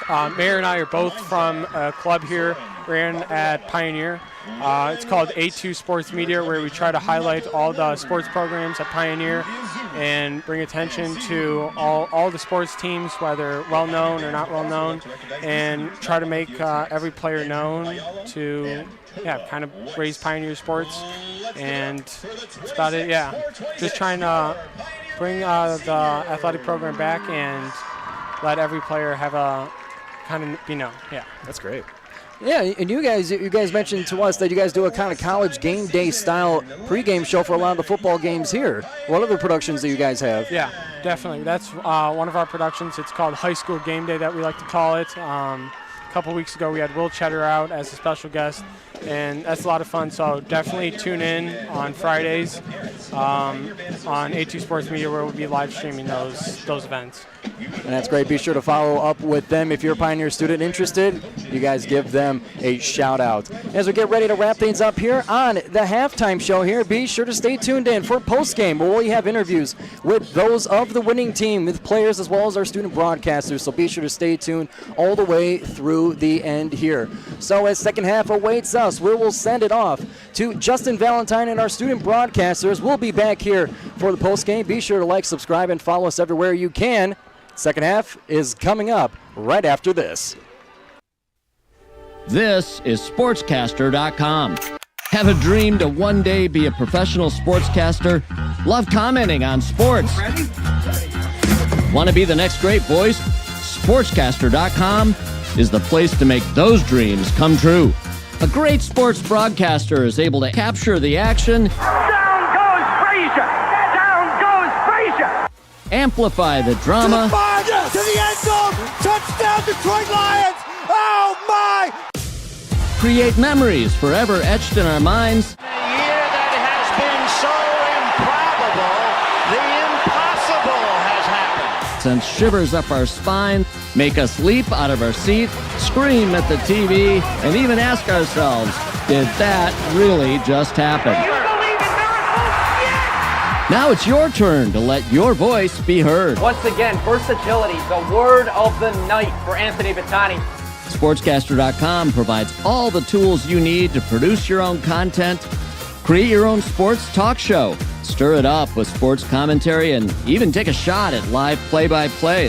Whether young or old, new to sportscasting, or a seasoned voice in sports, just sign up and open your own channel, create and upload your content, and show the world you know sports. Sportscaster.com. Now, we put the mic in your hands and put you in the center of the action.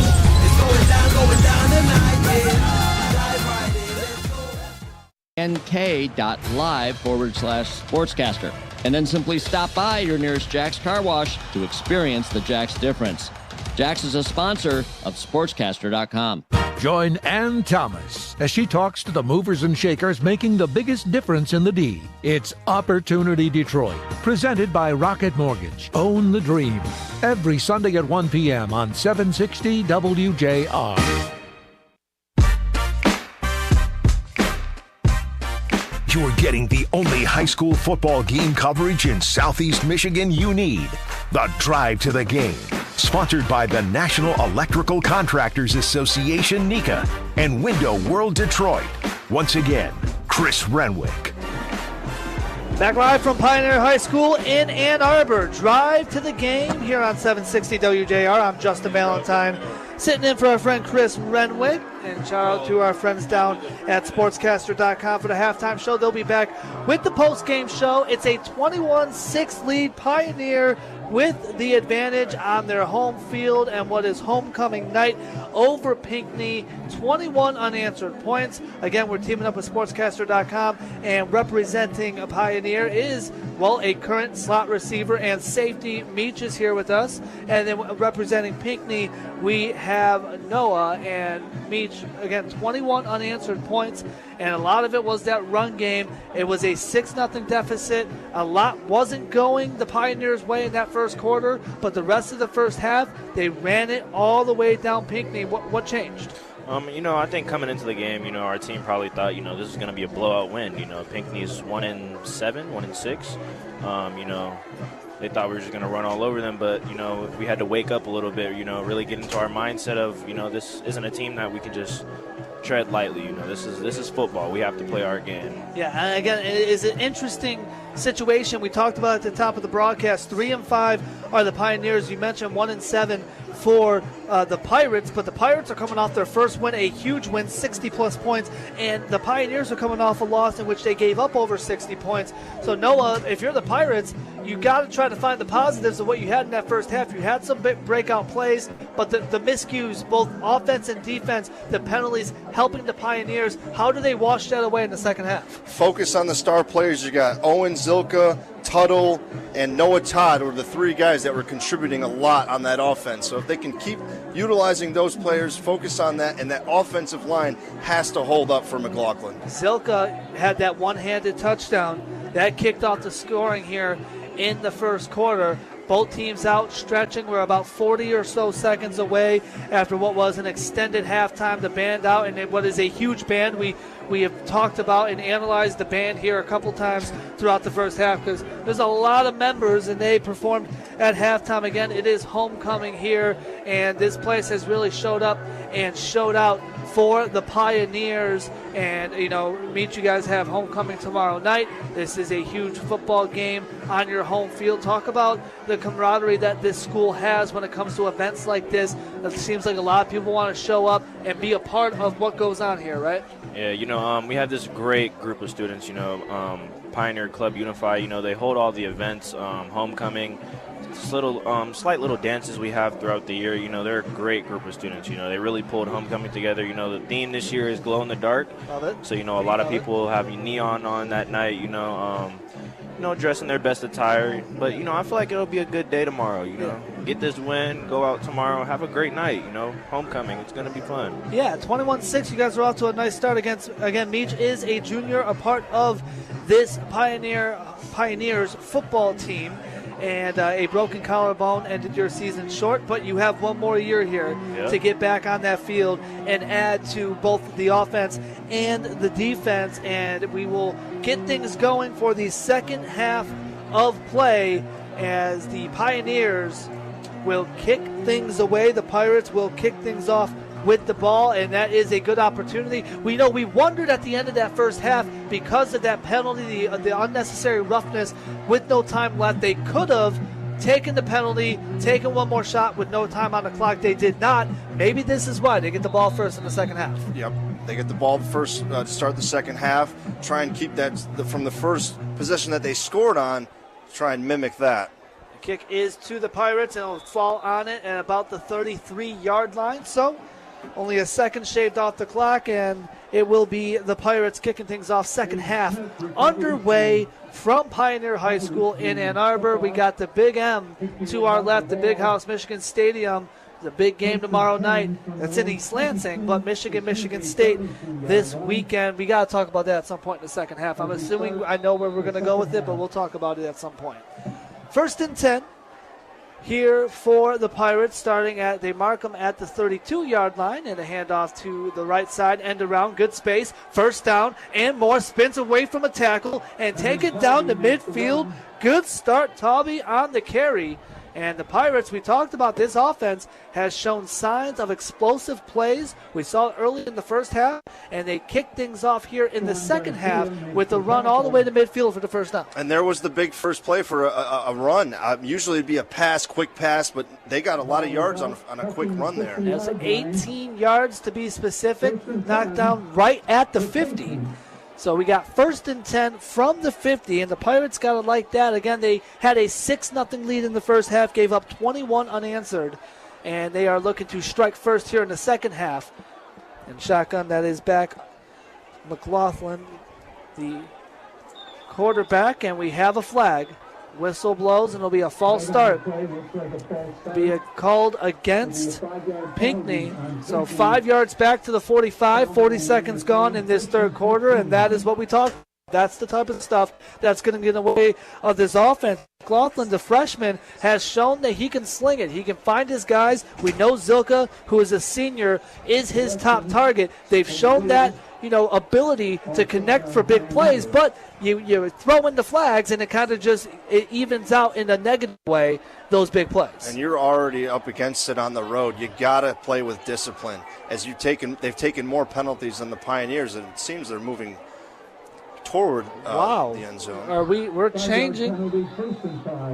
So they switched it from a false start to an encroachment on the defense. So 1st and 5 from the Pioneer 45. Quick pass out to the right is good for a first down to the 37. And we have another flag coming late after the tackle. So interesting start to the second half. Only 50 seconds gone in this third quarter, and we'll see what this call is here. It was a first down pass for the Pirates, who we thought, and we know they were once called for the false start. We saw the motion, so the refs must have come together and changed their mind. And now they're coming together yet again for what this call could be. It may be, again, the flag was thrown late after the tackle. We've already seen one unnecessary roughness call against the Pioneer defense. And now all the officials coming together for whatever this call is about to be. The play was marked down around the 36-yard line of the Pioneers. And I'm not sure yet what this call is going for. It looks like we have one official heading over to the Pioneer sideline to explain. And, I mean, the conversation's happening right in front of the Pirate sideline.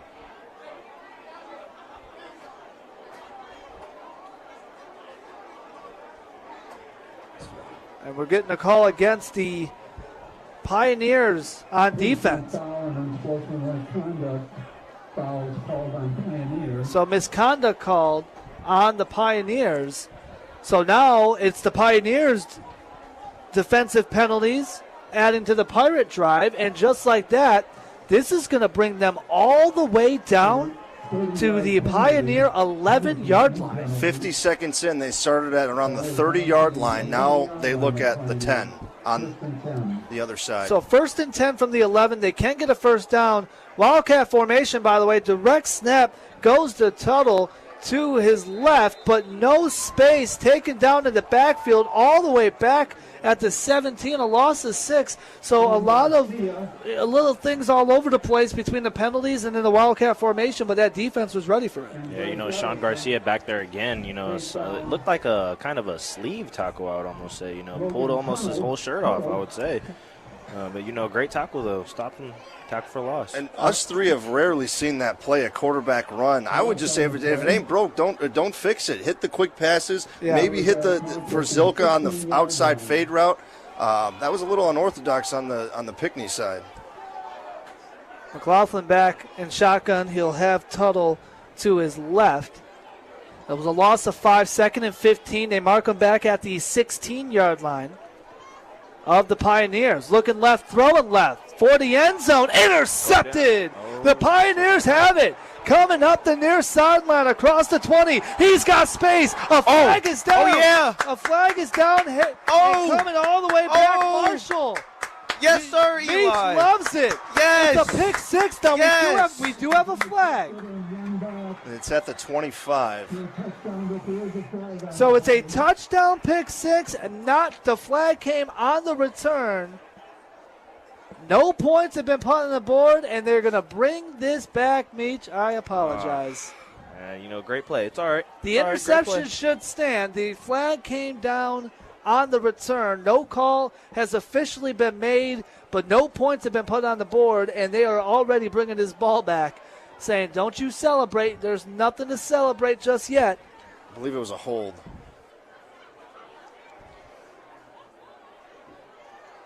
So they're bringing this, and it looks as if it's going to keep the ball with the Pirates. It's a bummer for the sideline, man. That's a huge play and that's a lot that they let take place for a penalty, and that's a late flag too. I was going to say because the flag was thrown during the return of the interception. Yes. So that should be Pioneers' ball unless they just threw it late, and it happened before the interception. So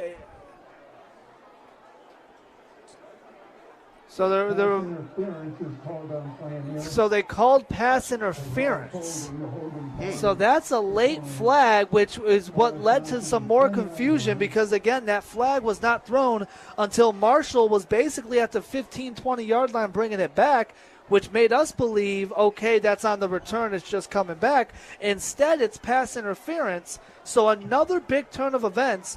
You go from what we thought was an interception at the very least, if not a pick six, to now a pass interference penalty, and you bring it all the way 1st and goal from the 8 for the Pirates. And from that, let's say it was incomplete or something, that'd be a 3rd down. So now they're faced with now they have a new set of downs, right. 1st and 8, and more series to drive here. Under 10 to go in this third quarter. Plenty of confusion on penalty calls, and another Wildcat direct snap, looking to the left tackle on the carry across the 5 taking that snap was Buchanan. It's good to see some positive yards off the QB run there. That's going to be a gain of 5. 2nd and goal from the 3.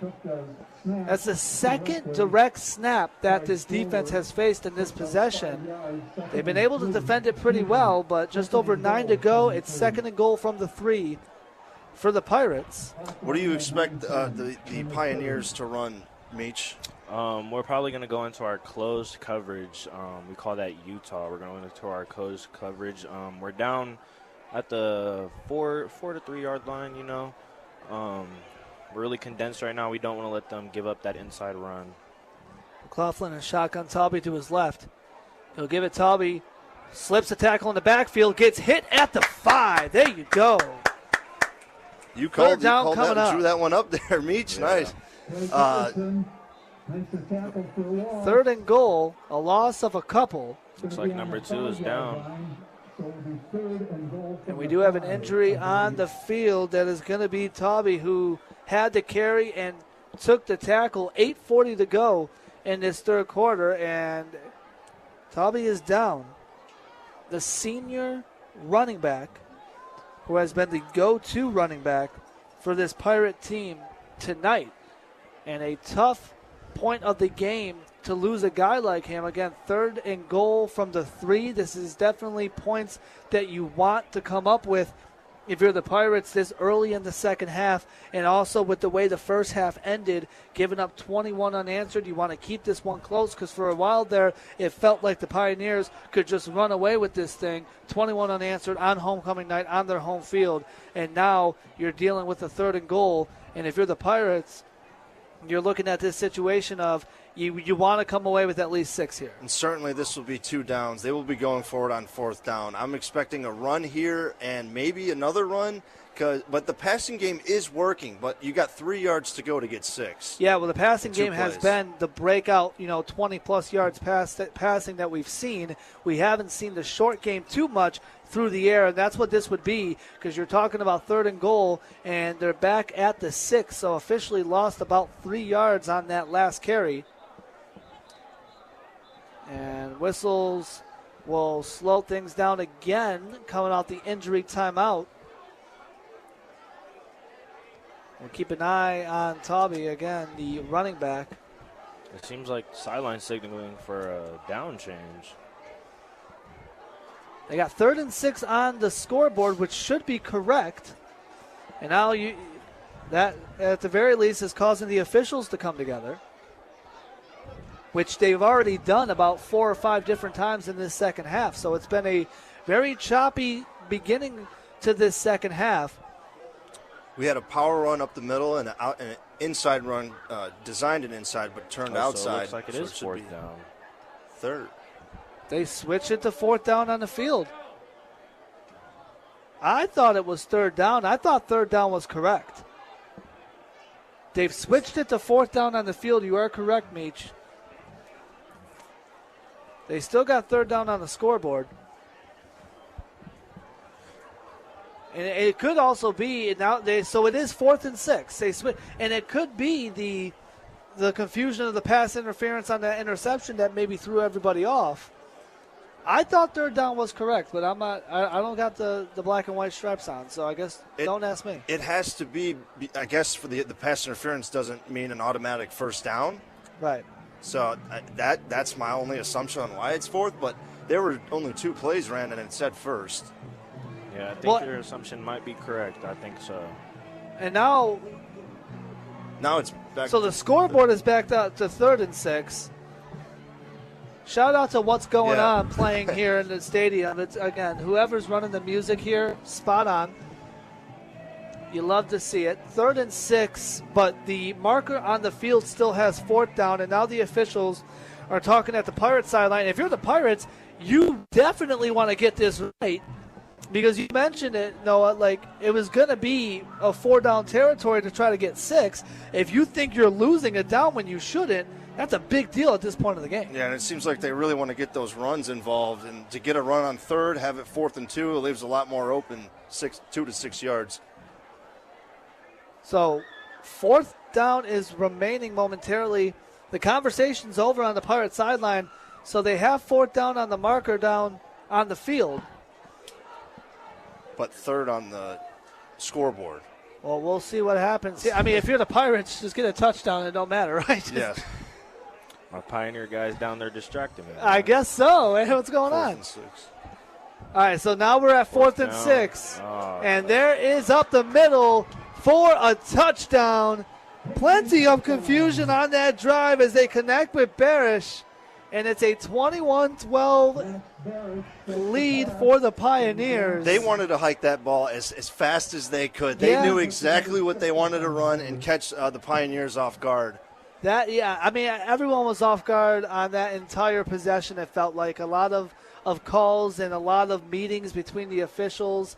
I don't know that 4th and 6 was correct, but I said it, I guess score a touchdown and it doesn't matter. And that's exactly what they did. 21-12, and now they're going to go for 2, which would make it a 7-point game. So McLaughlin in shotgun. Tuttle is to his left. Again, Tobby went out with an injury a couple plays ago. Quick pass to the right for the end zone. Incomplete. Intended for Zilka.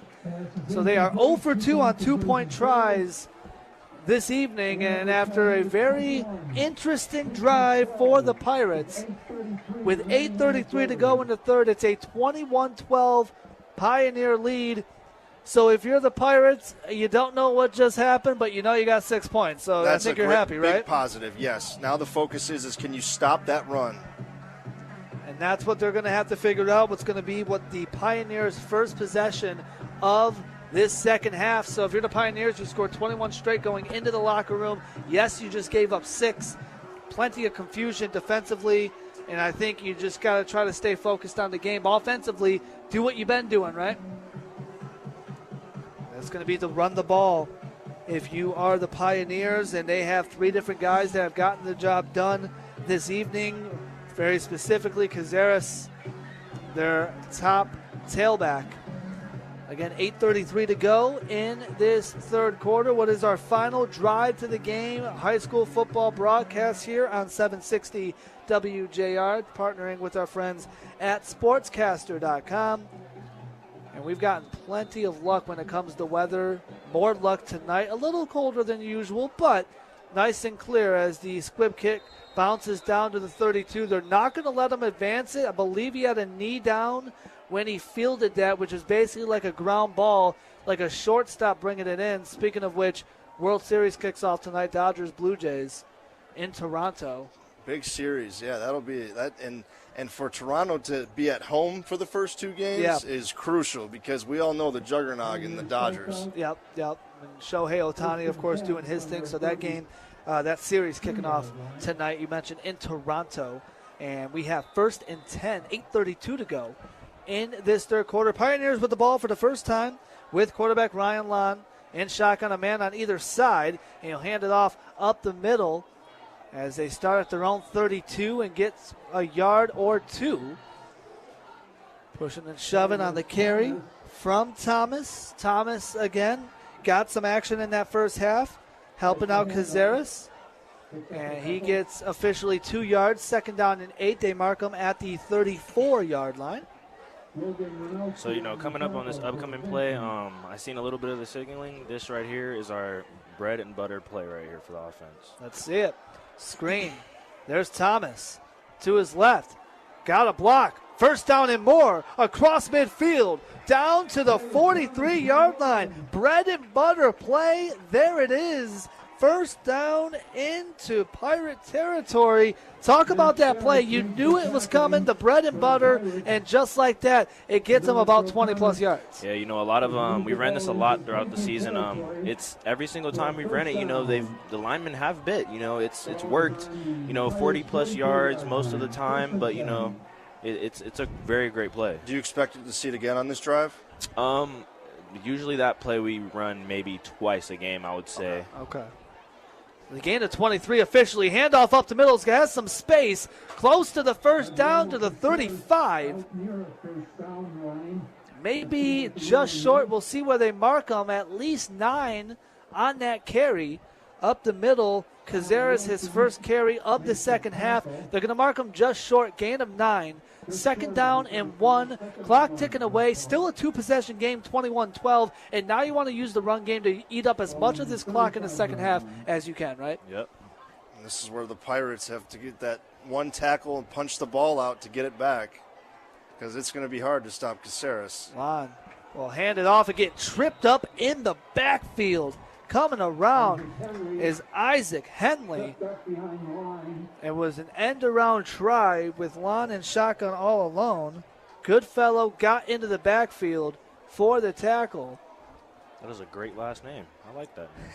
6.5 to go in the third. Look, Meach is just finding all the nice things to say about the opponent right now. He's got the uniform on and everything, so hey, you'll take it. Goodfellow got the tackle, loss of 5. Back to the 40, 3rd and 6. Just over 6 to go in this quarter. And fumbling the snap a bit, Lon found it, trying to get rid of the ball as he was ripped down in the backfield. We'll see if they give him the incomplete pass. Into the backfield was Jax Raymond. And they're going to believe the incomplete pass, which, look, I mean, it's tough to, get the pressure like that in the backfield, but that's got to be the most impressive incomplete pass I've seen, to get that ball out instead of losing what would have been 5 to 10 yards. It's 4th and 6. Yeah, Lon's IQ, it's immaculate, I would say. Might set up a fake here. And that's the thing. You keep field position pretty well. The punting team is out. 4th and 6, 6:07 to go from the Pirate 40. That snap bounced into the hands of the punter. They get it off, and it takes a Pioneer bounce across the 10. They'll let it roll down around the 8. And that is how you pin someone deep in their own territory.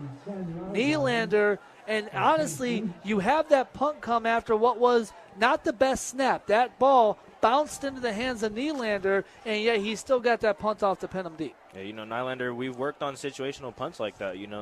Coming into towards their end zone, we want to pin them deep when we're in situations like that, and that's exactly what he did. 5:54 to go in this third quarter. It is a 21-12 Pioneer lead. Now, you are pinned deep, but if you're the Pirates, you kept them off the scoreboard. You got 6 to kick things off, and now you're in position to make this a one-score game. I think this is exactly what they want. I mean, not below the 10, but they got the stop they wanted, and they get another chance to score without the Pioneers scoring before them. We had a loose ball on the field around the 30, so we had to retrieve that. Been an interesting third quarter. 1st and 10 from their own 8. The handoff goes to Tuttle up the middle, and he's hit almost immediately, maybe a couple yards to the 10.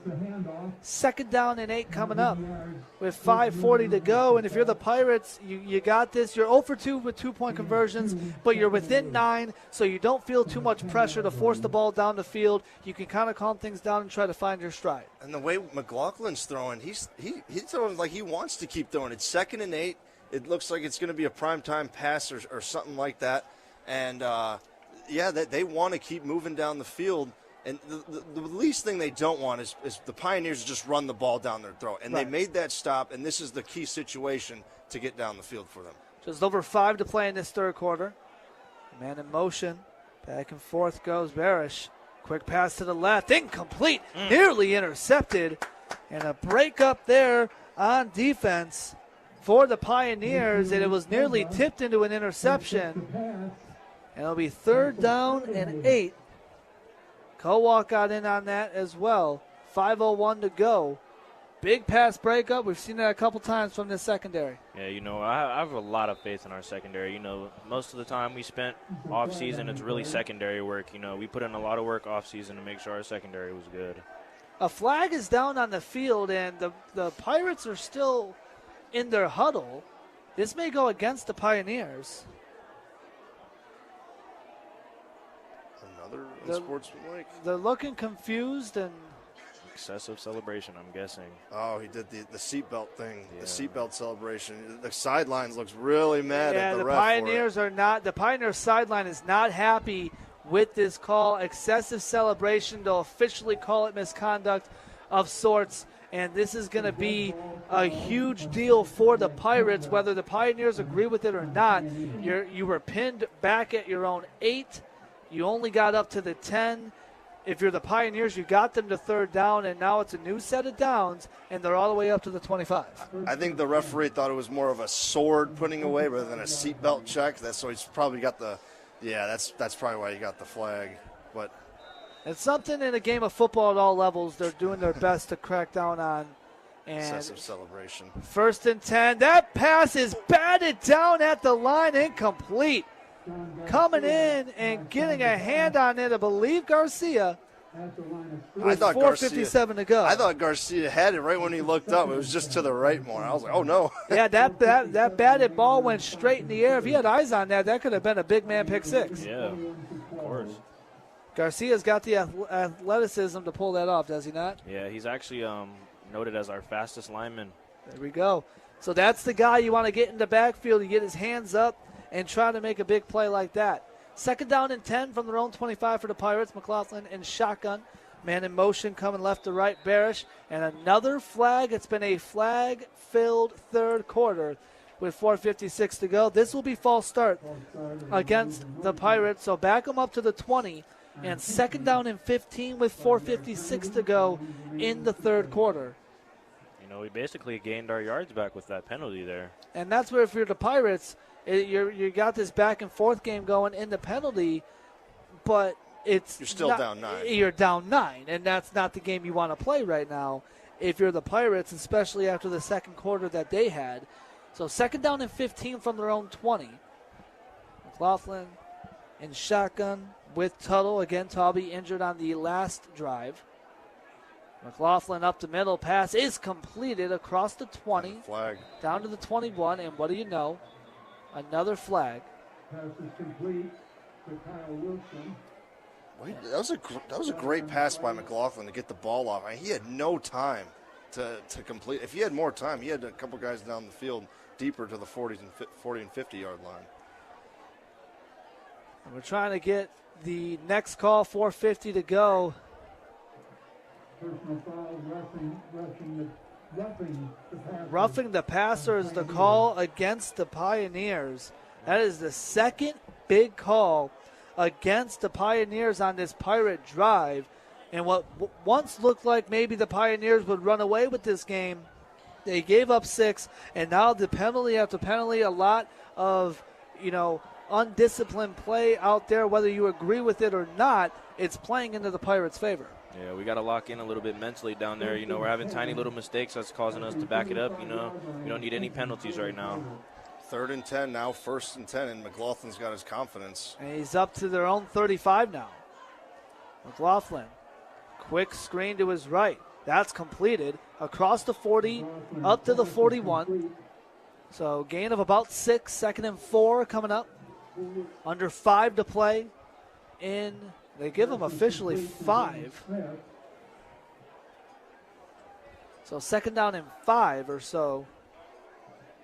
This has been a great game so far, guys, has it not? And that's what back and forth, right? Like, you're talking about a momentum shift on both ends. It looked like, Pinckney was going to come out and spoil homecoming. Then it looked like Pioneer was going to run away. And now Pinckney has been really dealing this third quarter in their favor. And now 2nd down and 5, the handoff up the middle.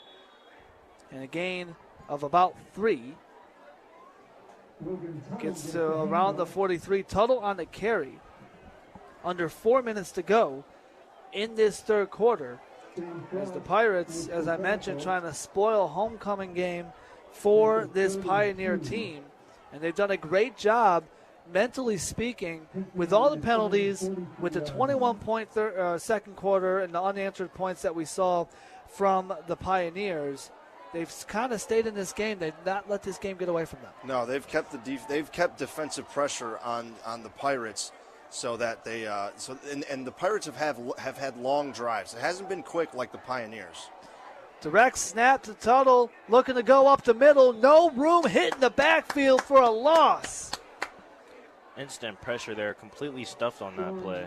Pioneers, again, that's a direct snap to Tuttle. We've seen the direct snaps to the running backs a few different times from the Pirate offense, and that Pioneer defense seems to be reading it well every single time. You know, we're getting a lot of pressure back there from our interior linemen. That's really good.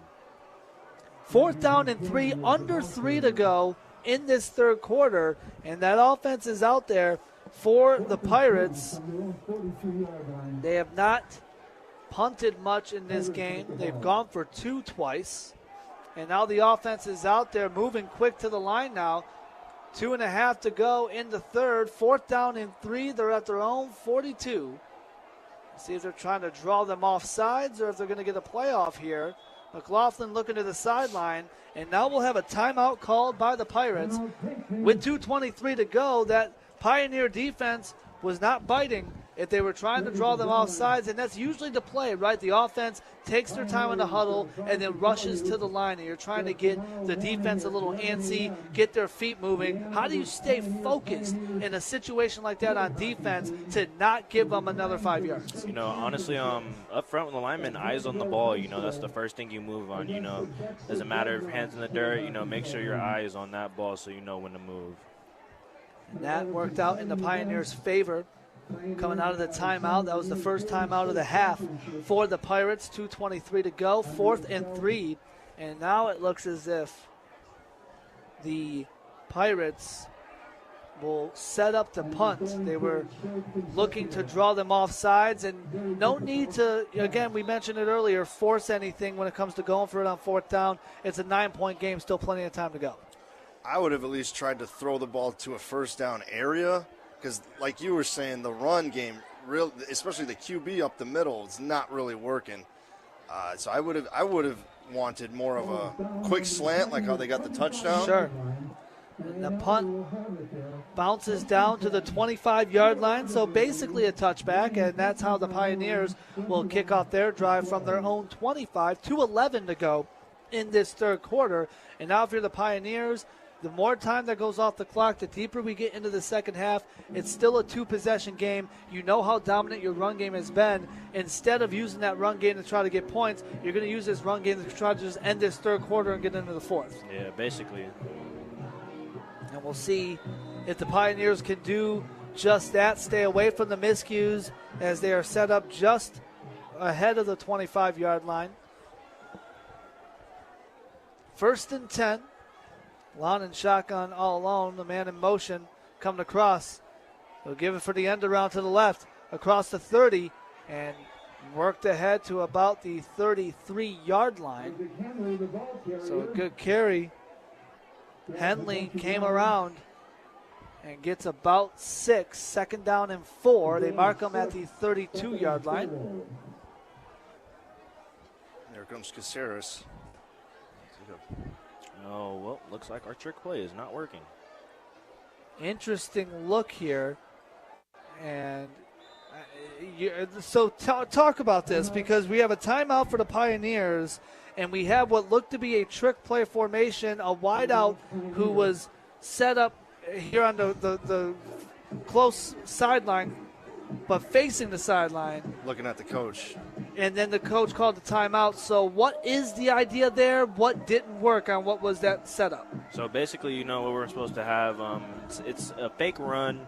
We have our guy standing right here on the sideline. He's basically pretending to be like he's on the sideline or talking to a coach. And then, you know, as soon as the ball is hiked, takes off sprinting down the sideline, you know he's wide open. Okay.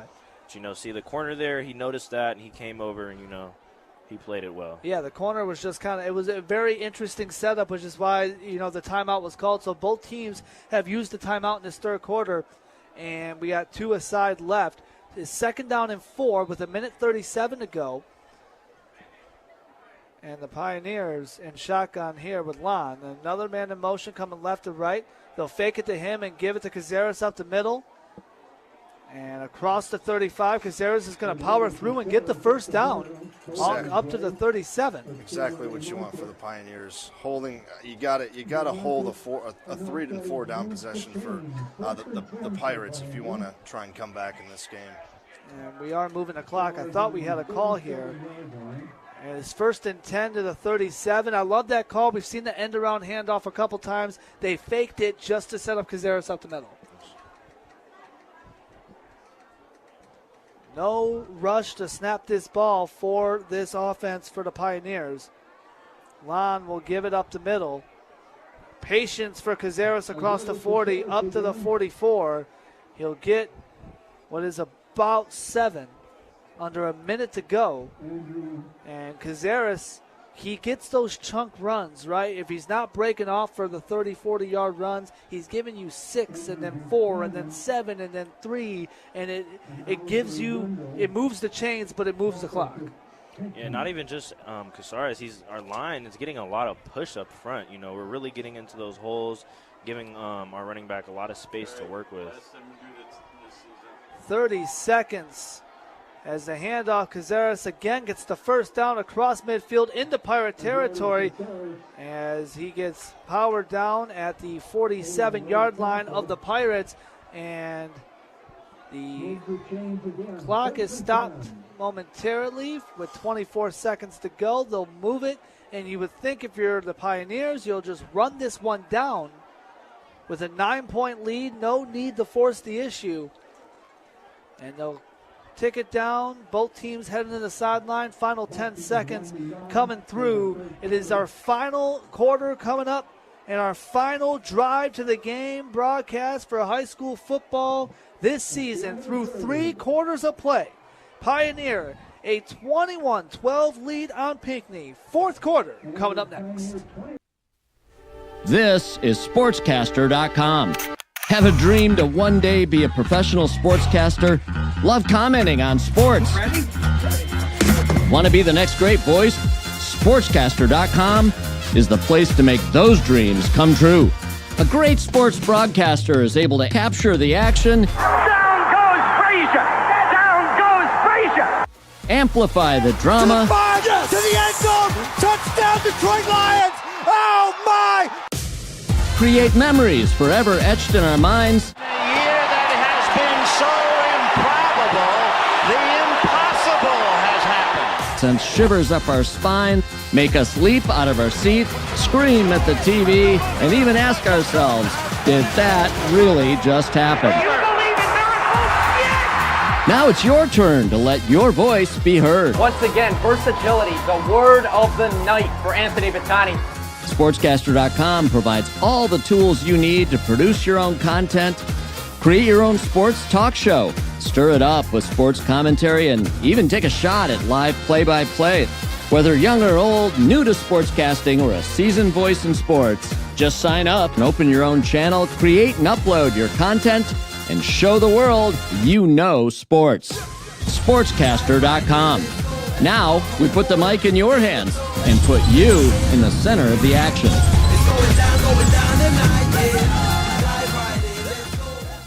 For the holidays.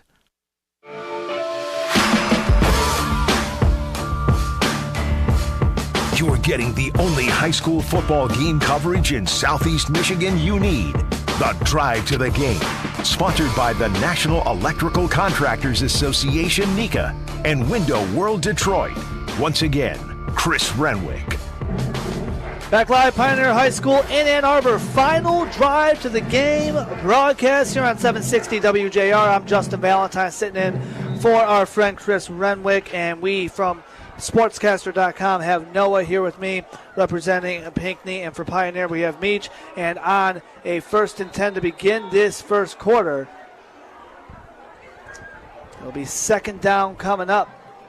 Meach here for Pioneer, not only representing the Pioneers, but a member of the Pioneer team. Loss of 3 to begin this 4th quarter, back to midfield for the Pioneers. So 2nd and 13. No rush on this possession. If you're the Pioneers, we were talking about it. Last quarter of the season, you think we might get a little antsy, maybe some turnovers because last quarter of the season, right? Yeah, a lot of mistakes might happen. I hope not, but A screen to the left. That's Marshall across the 45. Taken down out of bounds. They'll mark him around the 41. 3rd down coming up, and he has about 4 yards to go for the 1st down.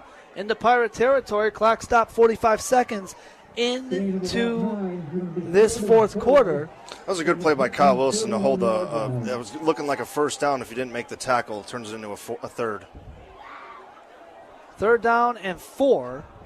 Again, at the 41-yard line of the Pirates. So the Pioneers would love to get this first down and continue to control the clock and control the pace of this game. In shotgun, Long scrambling out right. Pass incomplete. The nearest receiver there was Callias. It was behind him.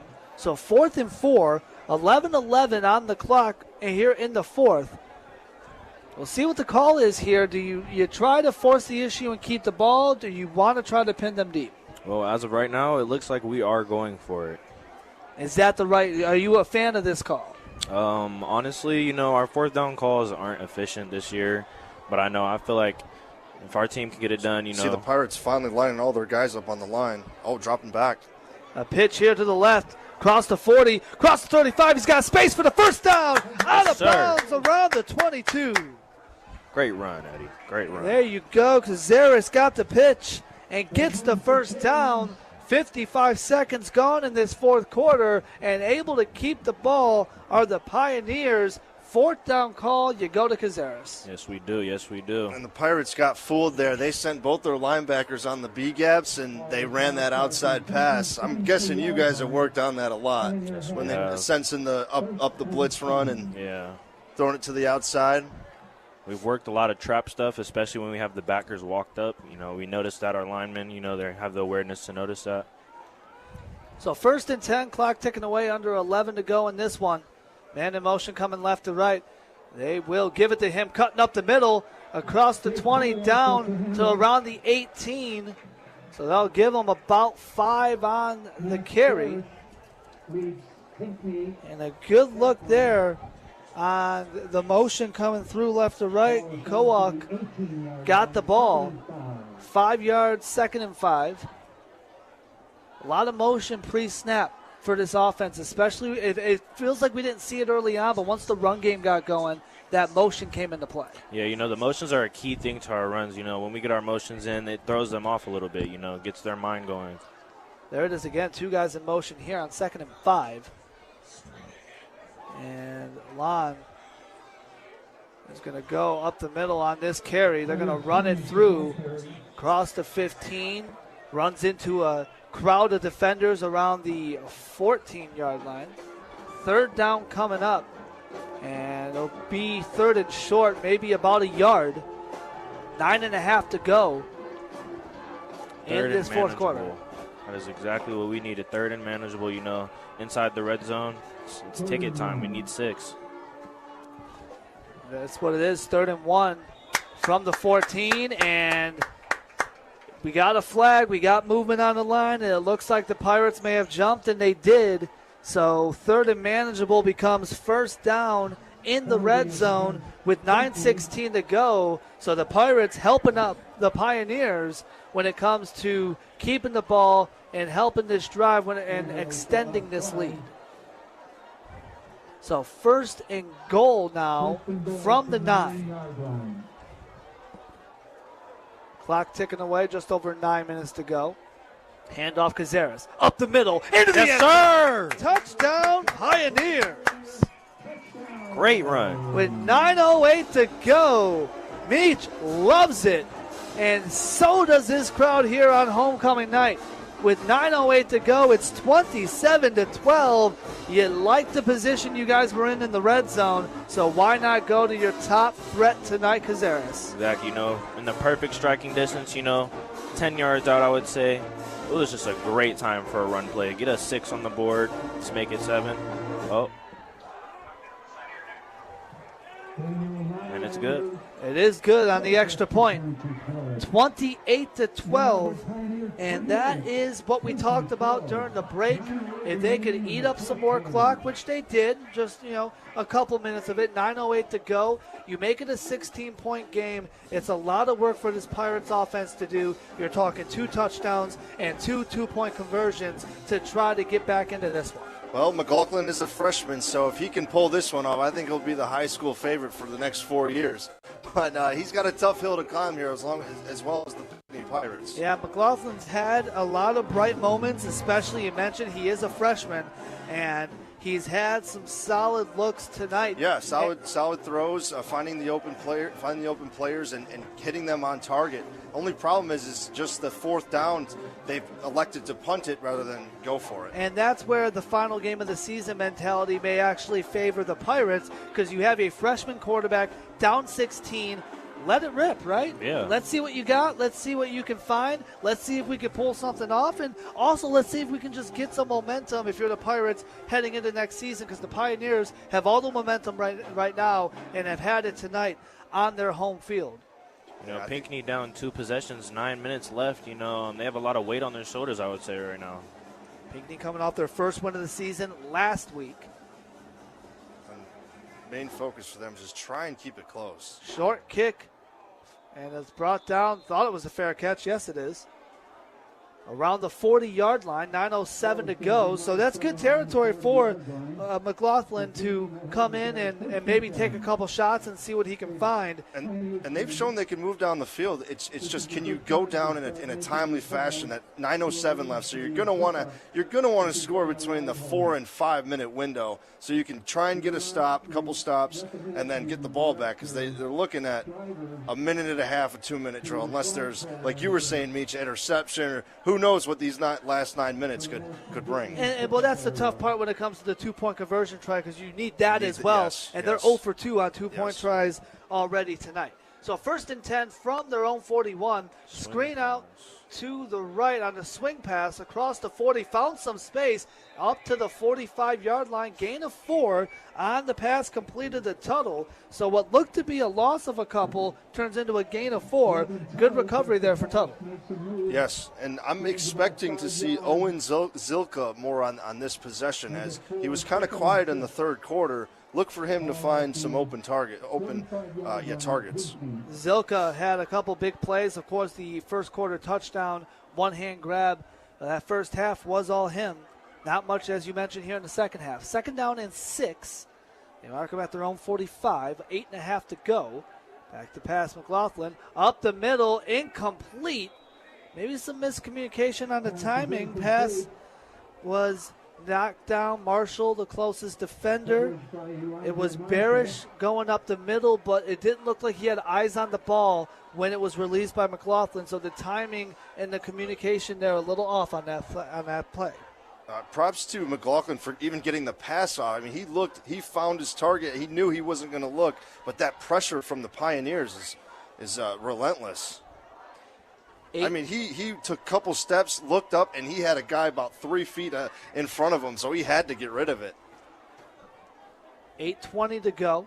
Clock stopped on 3rd and 6. From their own 45, McLaughlin in shotgun here. We'll see if he takes another shot up the middle as he just did. You know this is 4-down territory. They have nothing to lose. Really, the pass nearly intercepted, incomplete.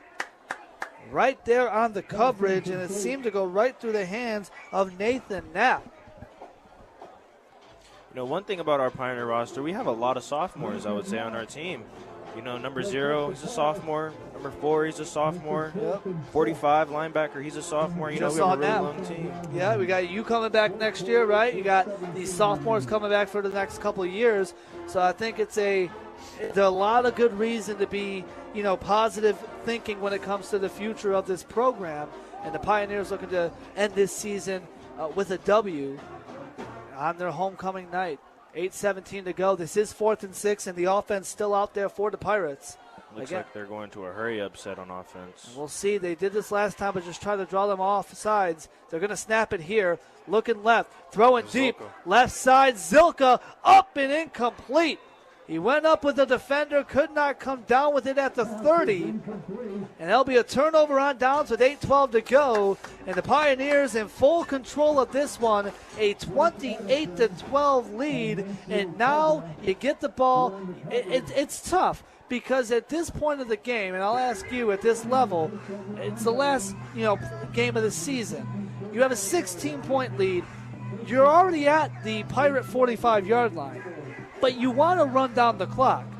but it's also hard to ignore the fact that we got great field position. We want some points. How do you find that balance of, okay, be smart, run out the clock, but also let's get some points? Honestly, our coach's mindset all season has been we're going to dominate every team, so honestly, it doesn't matter how much time or what the score is. We want to go put more points on the board to really settle this game down. I was going to ask, since there's 8 minutes left, do you think all the seniors? Well, the snap got away from Lon in the backfield, and he has to fall on it back at their own 48-yard line, so that's going to be a loss of 7. We have seen that a few different times tonight, not to cut you off there, but Lon has struggled with the snap a few different times, and we see it here again. Yeah, our center, he snaps a little bit right, so I don't know, maybe Ryan, he might not just be in the right position.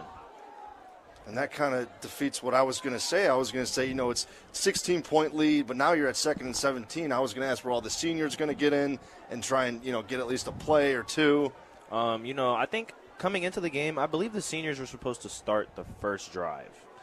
A look to the left on a quick pass around the 45. Nice gain out of bounds.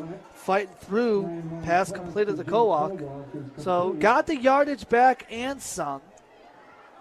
And 3rd and more manageable after what was 2nd and 17. They get all the way back into Pirate territory and down to the 42-yard line. So you're talking about, again, 3rd and manageable, 3rd and about 7, a gain of 10 on that pass. Stayed in bounds as well, so the clock is moving. Couple of men in motion here. Shotgun is Lon. Has a man in the backfield with him. Struggled with the snap again. Got it off to Cazares across the 40. And he's down to the 38. Again, Lon juggling the snap just a little bit.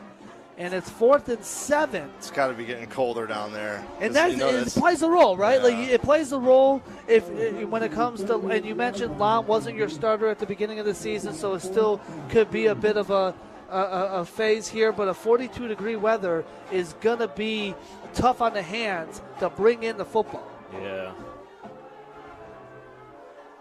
So 4th and 3. The offense is still out there. They're down at the Pirate 38. You talked about the mindset if you're the Pioneers. We're going to dominate the teams. We're going to go for it on 4th down despite being up 16. With 6 minutes, just over 6 minutes to go in the game, and we're going to pass it. Intercepted! Here come the Pirates. It's Barish. He's got one man to beat up the right sideline, and he's in for the pick 6. Max Barish, the senior, with 5:59 to go. It's a 10-point game.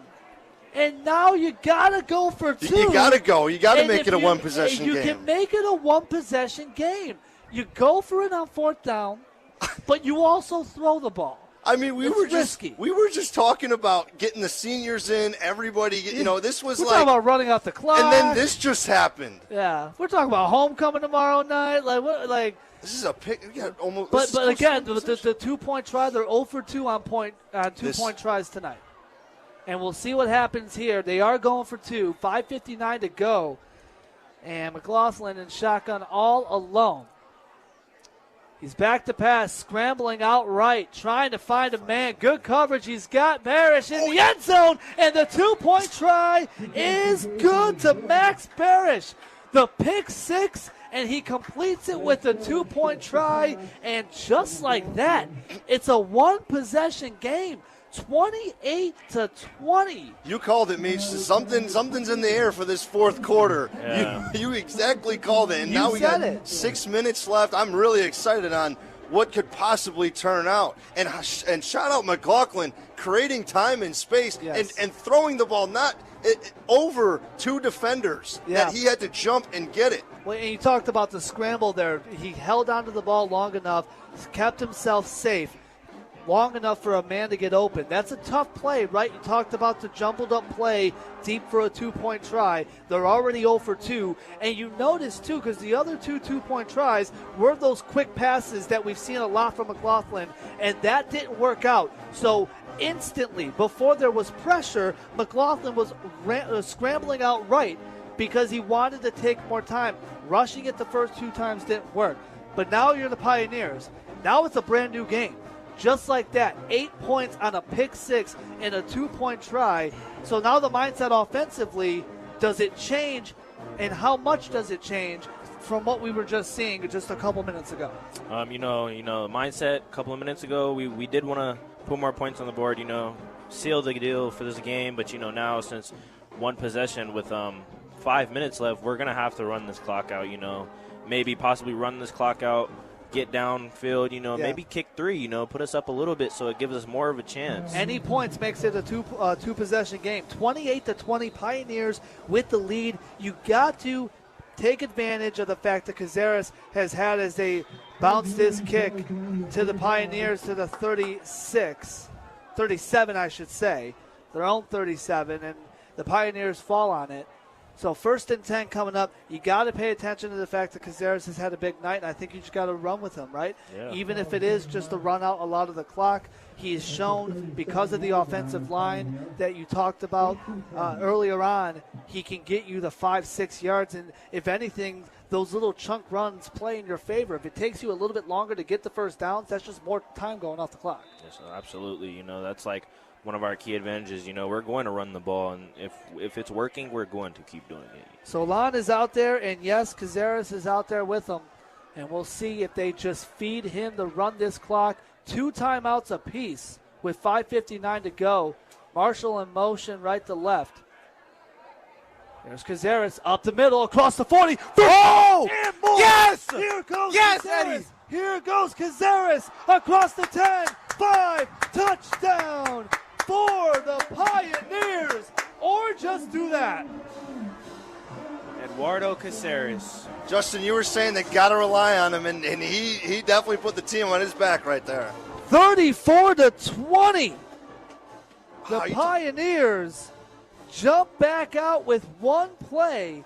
Cazares breaks away with 5:48 to go. Still time if you're the Pirates, but if you're the Pioneers, that's a beautiful retaliation. It's looking promises.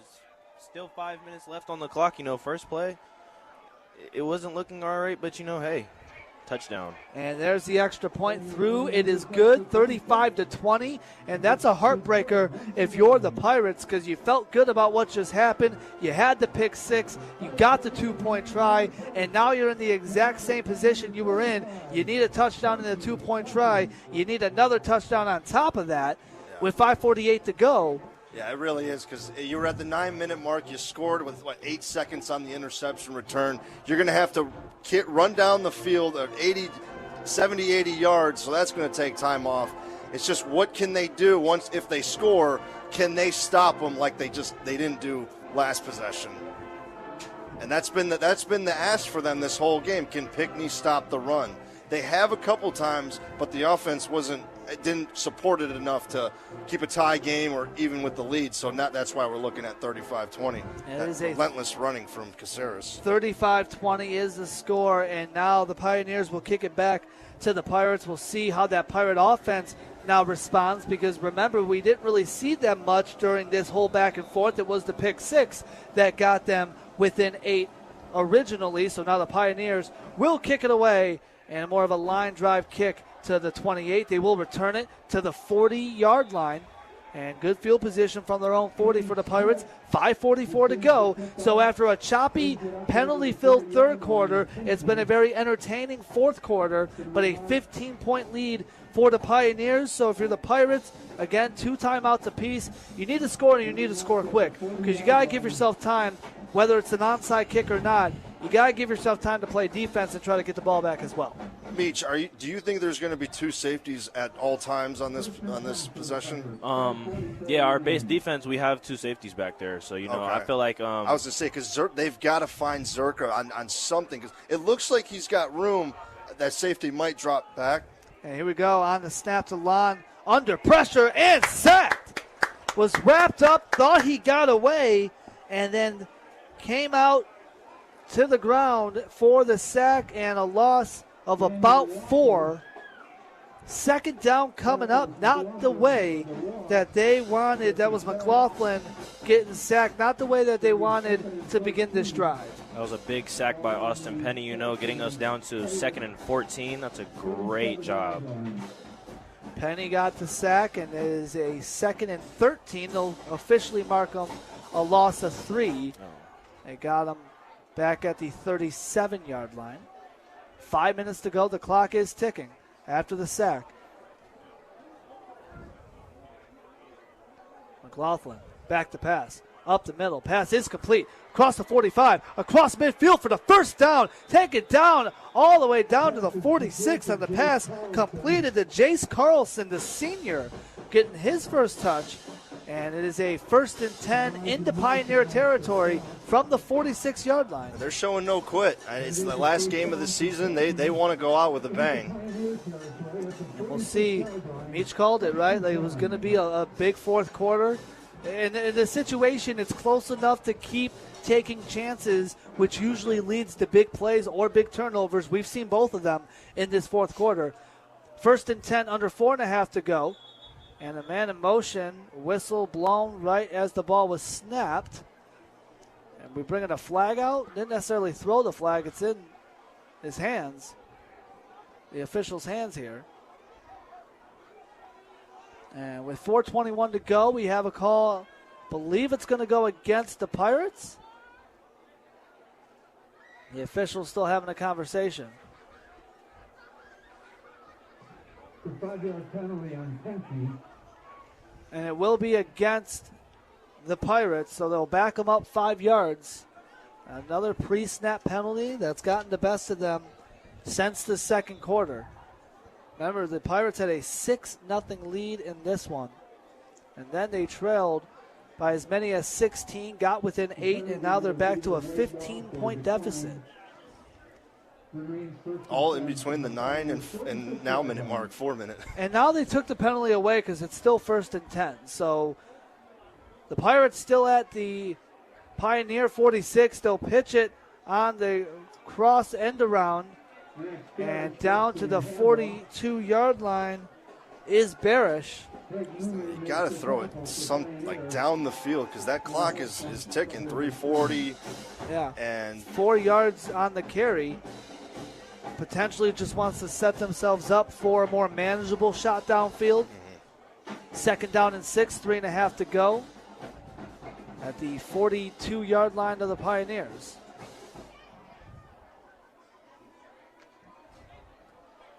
And shotgun here, McLaughlin. He's back to pass. Here's your shot. Looking to the right sideline and incomplete. Intended down there for Carlson, who had his first touch earlier on in this quarter. Henley on the coverage. And now you got 3rd and 6.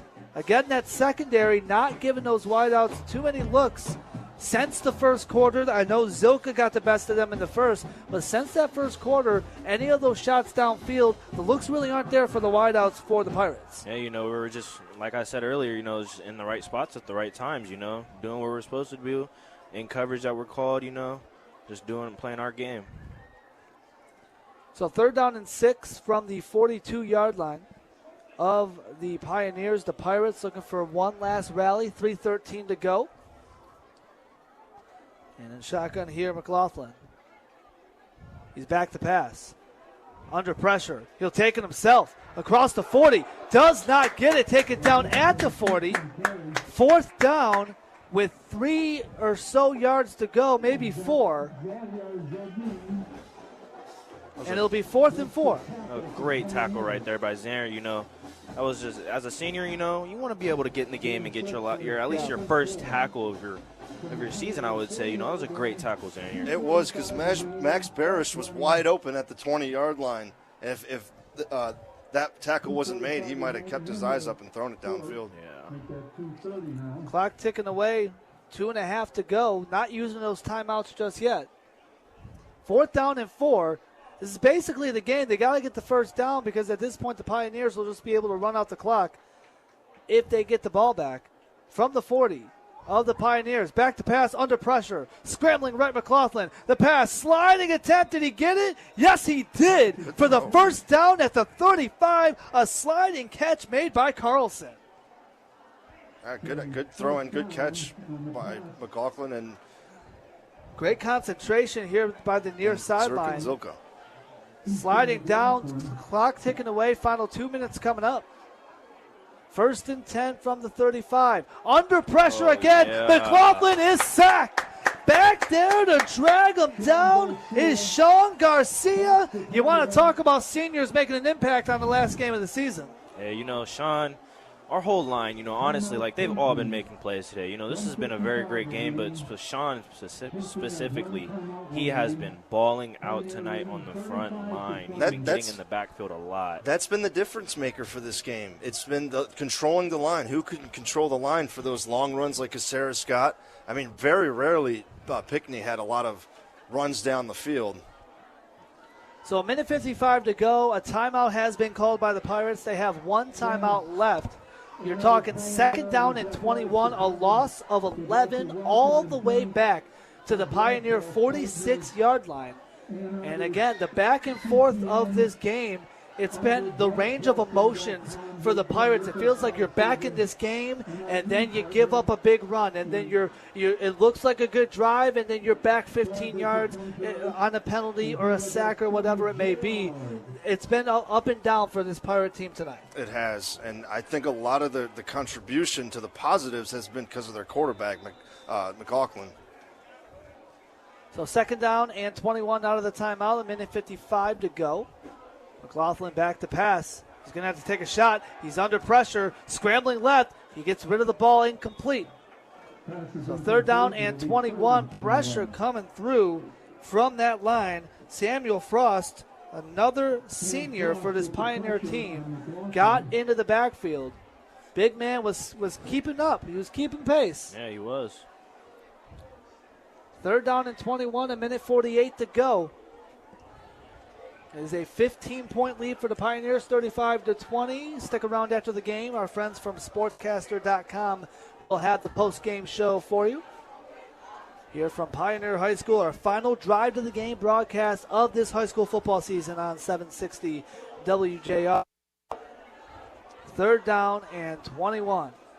McLaughlin back to pass, looking deep, right side, has a man completed for the 1st down to the 18-yard line. He hit his man, and it's a 1st and 10 coming up for the Pirates.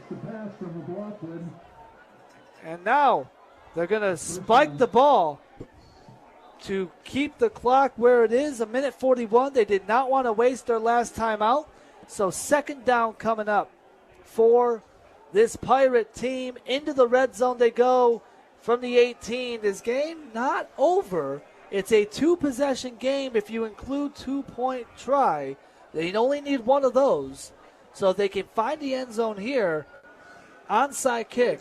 And just like that, we've seen crazier things. If you were with us last week, the Howell-Brighton game, you want to talk about onside kicks getting recovered. We saw it just 7 nights ago in a wild game. Anything can happen at this stage. And I think this is the easy part, getting the touchdown. They've done it 3 times. It's can you get that onside and then get another one? 2nd down and 10 from the 18. McLaughlin looking right in the end zone, incomplete.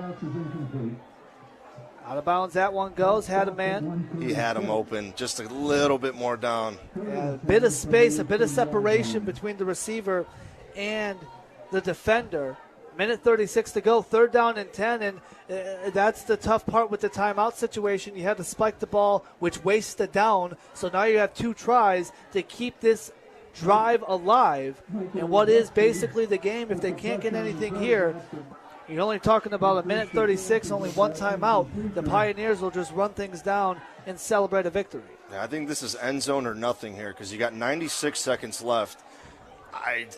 Yeah, you got to shoot for the end zone because you got 2 downs to do it. And you can get a 1st down around the 9 as well. McLaughlin back to pass, looking deep, left side in the end zone, knocked down, incomplete. Looking for Barish, and a left hand knocked down. 4th and 10 coming up for the Pirates with 90 seconds to go exactly. Pinckney wanted to call their pass interference or something. And the officials are talking to the sidelines and to each other.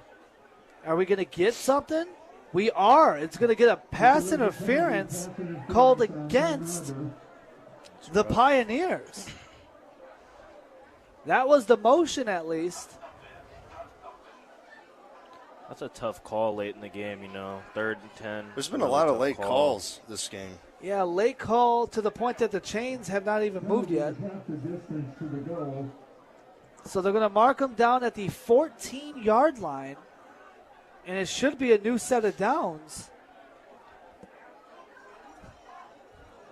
It looks like it's 3rd and 1. Actually be the 9-yard line, my mistake. They move it down to the 9, I should say. So 1st and goal from the 9. Back to pass. Looking right, throwing right pass. Incomplete. Broken up on that play. Great job there, Toby Callias. Got a hand in. 4th down. We're going to get it right. You're right. 4th and 1 on a pass interference. That was the confusion. So they mark them at the 9. So 4th and 1. They call it half the distance of the goal. Should be a new set of downs, but you're not going to complain. Yeah. 4th and 1, right? You'll take it. Honestly, from that set that they were in, empty set, you're close to the goal line, 4th and 1. I honestly thought they were going to go QB draw there, but you would think just to get the new set of downs, yeah. right? Like just get a couple yards, get down. But again, that's where the time comes in because the clock's going to keep moving. You only have one timeout. You spike it, yes, but you waste a down doing that. So we'll see what they do here. Minute 26, it's 4th and 1 from the 9. They can get a 1st down at the 8. McLaughlin back to pass. Scrambling out left. Looking for the end zone. Shoots for the end zone. Pass is knocked down. Incomplete with a minute 18 to go. As long as we don't have another call, we do not. It's a turnover on downs, and the Pioneers will be able to run this one out on homecoming night with a minute 18 to go. Meach, you got to like this. Loving it. It'll be the 4th win of the season for the Pioneers, the 8th loss of the season for the Pirates, and 1st and 10 from the 9-yard line, their own 9, and on homecoming night, they can just kneel this one out. So I got to ask you, since you're on the team, you're talking about a 4-5 season. We talked about some of the seniors that you'll lose next season, but a few different sophomores. You'll be back and healthy. What's the outlook for this team going into next season? Honestly, keep building off of this year. We had set seniors this year that really wanted to rebuild that program that we had originally, which they did, day in and day out. Their commitment, it's really a great thing to see. And I honestly appreciate all my seniors. I love all my seniors. And for them helping us out to rebuild our program, we're going to go into next season like 10 times better. It's not just chasing like city goals. Like we want to make it to Ford Field. That's been a long time goal. That's where we want to get. Carey here will run the clock to the final minute and a 1st down run on a gain of 11. So 1st and 10 to the 19. Who's going to take over after Caceres leaves, the successor? Tyrus Thomas. We've seen a little bit of him tonight. Got a few of the touches. Broadcasting, man. And final 40 seconds here. And they will kneel it down, run the clock, 30 seconds to go. And if you're the Pirates, you come off a game, 60-plus points, but a 1-8 season. Yeah, they had a good run this season, and they tried to put up 60 points from the week before. Had a couple plays that connected. It's just they had to get that ground game going, and even on a 4th and 1, when the game depended on it, they still chose to pass. So the teams will exit the field. Final 5 seconds will run out. The Pioneers celebrate homecoming night. A 35-20 victory. They end their season at 4-5. The Pirates fall to 1-8. 35-20, your final score. That wraps up the regular season for high school football. That wraps up our season for the drive to the game here on 760 WJR. I want to thank everyone for listening this season. I want to shout out my man Ray Templin. He, our engineer to my right, he makes all of this happen. This does not happen. We're not on the air doing this without him getting here hours before the game and making sure we sound good, look good, even though you don't see us. Shout out to Ray for making all this happen. Nick Lundberg, Dave Rieger, everybody involved to make all of this happen. Meach, thank you. Noah, thank you. We're going to send it down to sportscaster.com for your postgame show. Final score, Pioneers, a 35-20 win. Have a great night. Friday Night Football on WJR is all about tradition, pride, and supporting our local schools. And at Window World, we believe in those same values. Whether it's windows, siding, doors, or gutters, families across Michigan trust us to deliver quality and value. And just like these athletes give it their all every week, Window World gives our best with lifetime warranties and financing options. So as you cheer on your hometown team, remember, when it's time to upgrade your home, call 800-WINDOW-WORLD, visit windowworlddetroit.com, or stop by our showroom in Commerce. This holiday season, celebrate in style at the Capitol Grill in Troy. Whether you're hosting an intimate gathering or a large corporate event, the Capitol Grill offers a sophisticated atmosphere, exceptional service, and a dining experience like no other. From their expertly crafted steaks, seafood, and world-class wines, your holiday party will be nothing short of extraordinary. The private dining rooms at the Capitol Grill provide the perfect backdrop for making memories with colleagues, family, and friends.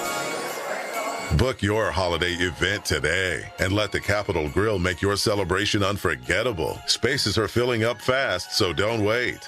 This holiday, give the gift of great taste at the Capitol Grill, where exceptional dining meets festive elegance. Call now at 248-649-5300. That's 248-649-5300. The best electrical contractors, period. The National Electrical Contractors Association of Southeastern Michigan member contractors are the best in the business, providing electrical and telecommunication services throughout the region for commercial, public, industrial, and residential projects. NECA contractors have been powering and connecting Southeastern Michigan for over 100 years, and they're proud supporters of the communities where they work and live. Put their experience and expertise to work for you. Find a NECA contractor at smcneca.org.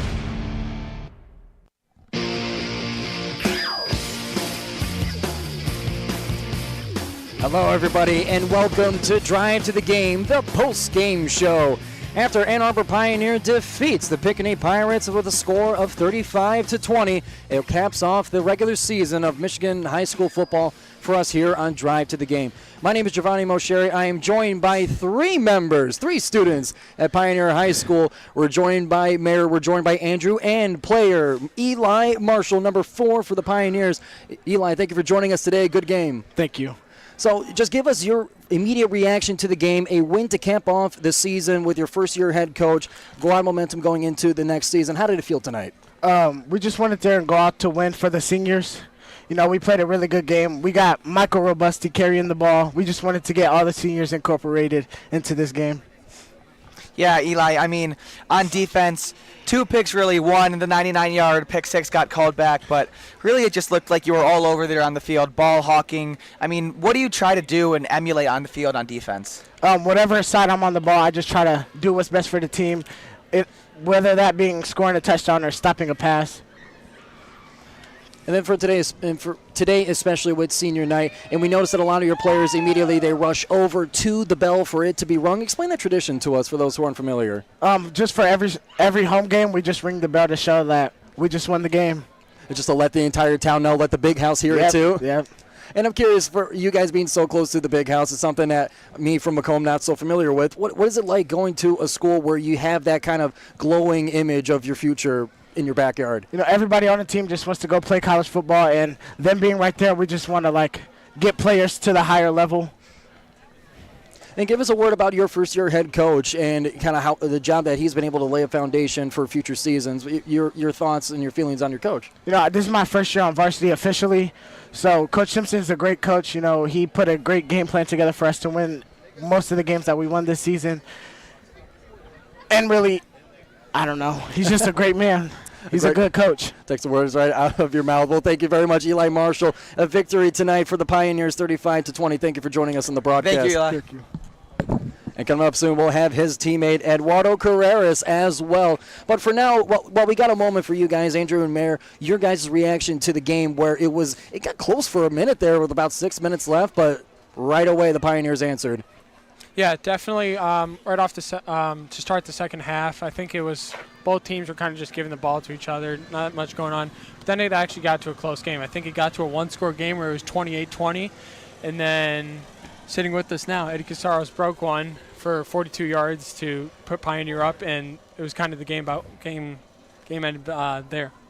And joining us now on the broadcast is Eddie Carreras, number 5, the running back for the Pioneers. Give us your first reaction of the game. First of all, welcome to the broadcast. Yeah, thank you. Give us your initial reactions to the win tonight and your performance on it. It's my senior year, so I'm really happy. Got to leave it with a bang, and came in the game pretty injured, pretty banged up from the last game, and just played my heart out and just gave everything on the field. And to finish off your senior year in that way, how special is that, especially for your fellow seniors as well? So special. My teammates, we work hard, real hard, and we never give up no matter what the scoreboard says, so we fight no matter what. Eddie, leaving this game as a senior, your last time on the field, do you have a final message to say to the team, to the fans, just the Pioneer community?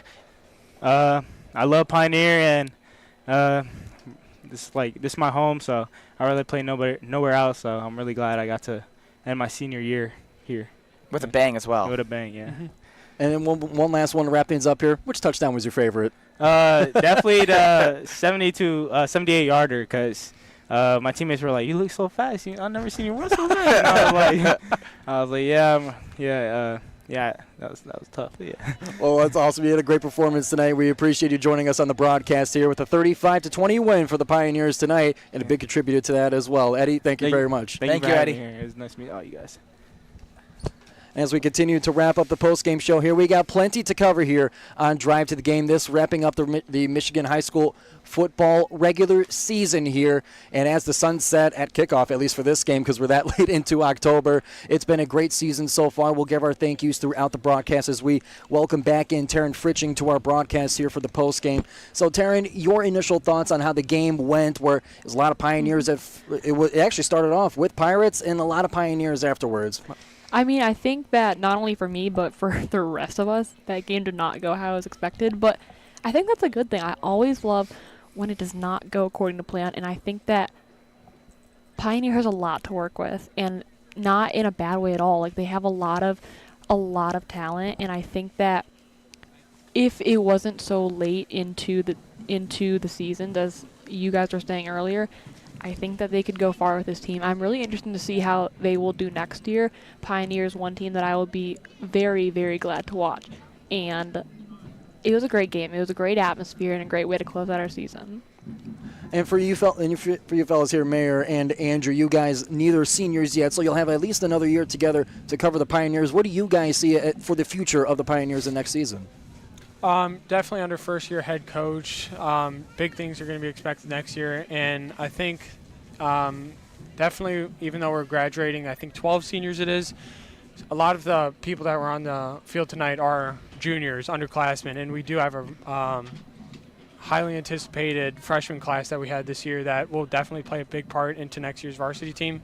So I think definitely we'll be trying to make a push for the playoffs next year. And next year, everyone's looking forward to it. Big things are expected. Like my colleague said, we are a bit of an older team, totaling 12 seniors, and the whole offensive line being seniors, the starting 5.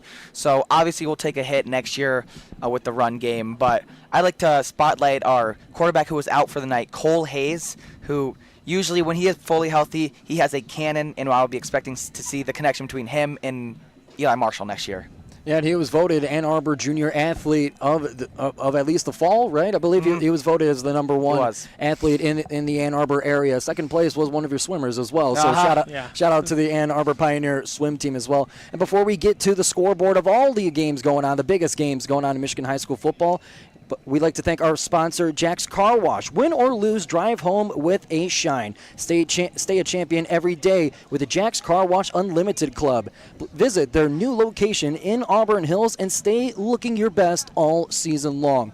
So we'll take it to the table here. The biggest scores, the biggest surprises that we've seen outside of this game in Michigan high school football. So to lead off, we have Saline and Lake Orion, and I was expecting this to be a little bit of a blowout, and it was. It was 49-14 to end the game. I go to Troy Athens. So Troy Athens beat Frazier 40-6. What a way to end off the season. Last I checked, Howell leads Belleville in the fourth quarter 50-20. Wow, I am so astonished, but amazing for Howell. Absolutely amazing. Cass Tech, our number 1, team in the state, beat Temperance Bedford 61-0. And Hudsonville on the west side beat Granville 28-25, a lot closer than we were expecting, especially from Hudsonville. A lot of great games, though, even those beyond the ones mentioned here. For this one being the last week of regular season action in Michigan high school football, we look forward to seeing which team makes it farther into the playoffs. Will we see any repeat champions in Division I all the way through 8? It will be remain to see. Who will be at Ford Field in this championship season? We'll have to see as the playoffs continue here, but it's been a great journey covering the regular season here on Drive to the Game in our Season 2 coverage of it. We want to thank everybody for tuning in all season long. We want to thank our WJR team as well. Ray Templin, Dave Rieger, and Justin Valentine doing a great job filling in for Chris at the play-by-play spot. We also want to thank our sportscaster team, Mark Pastoria, Jeff Sloan, Kristen Kujawa, and Steve Adams for helping us put all of this together, all the behind-the-scenes action from the background you see here, from the camera you're viewing us from the microphones you're hearing us from. They set up all of that to make sure that we, us as sportscasters, do a great job and have a great opportunity to have our voice shared with you guys here. So a big thank you to our entire staff for putting this all together, and hopefully for Season 3 we'll have even better coverage for you guys. One way to find out for sure if we do accomplish that is to subscribe and follow us all the ways that you can, either on YouTube, TikTok, Instagram, everywhere you can find Sportscaster. That's the place to be. And to wrap things up here for Taryn, this, with you being a senior at Troy Athens High School, graduating and going to greener pastures, wherever you select your collegiate career to be, you have a few words to say as a potential sign-off here at Sportscaster. Not to be too emotional about it, but I want to give you the floor. Don't make me cry tonight. No, I just wanted to say thank you.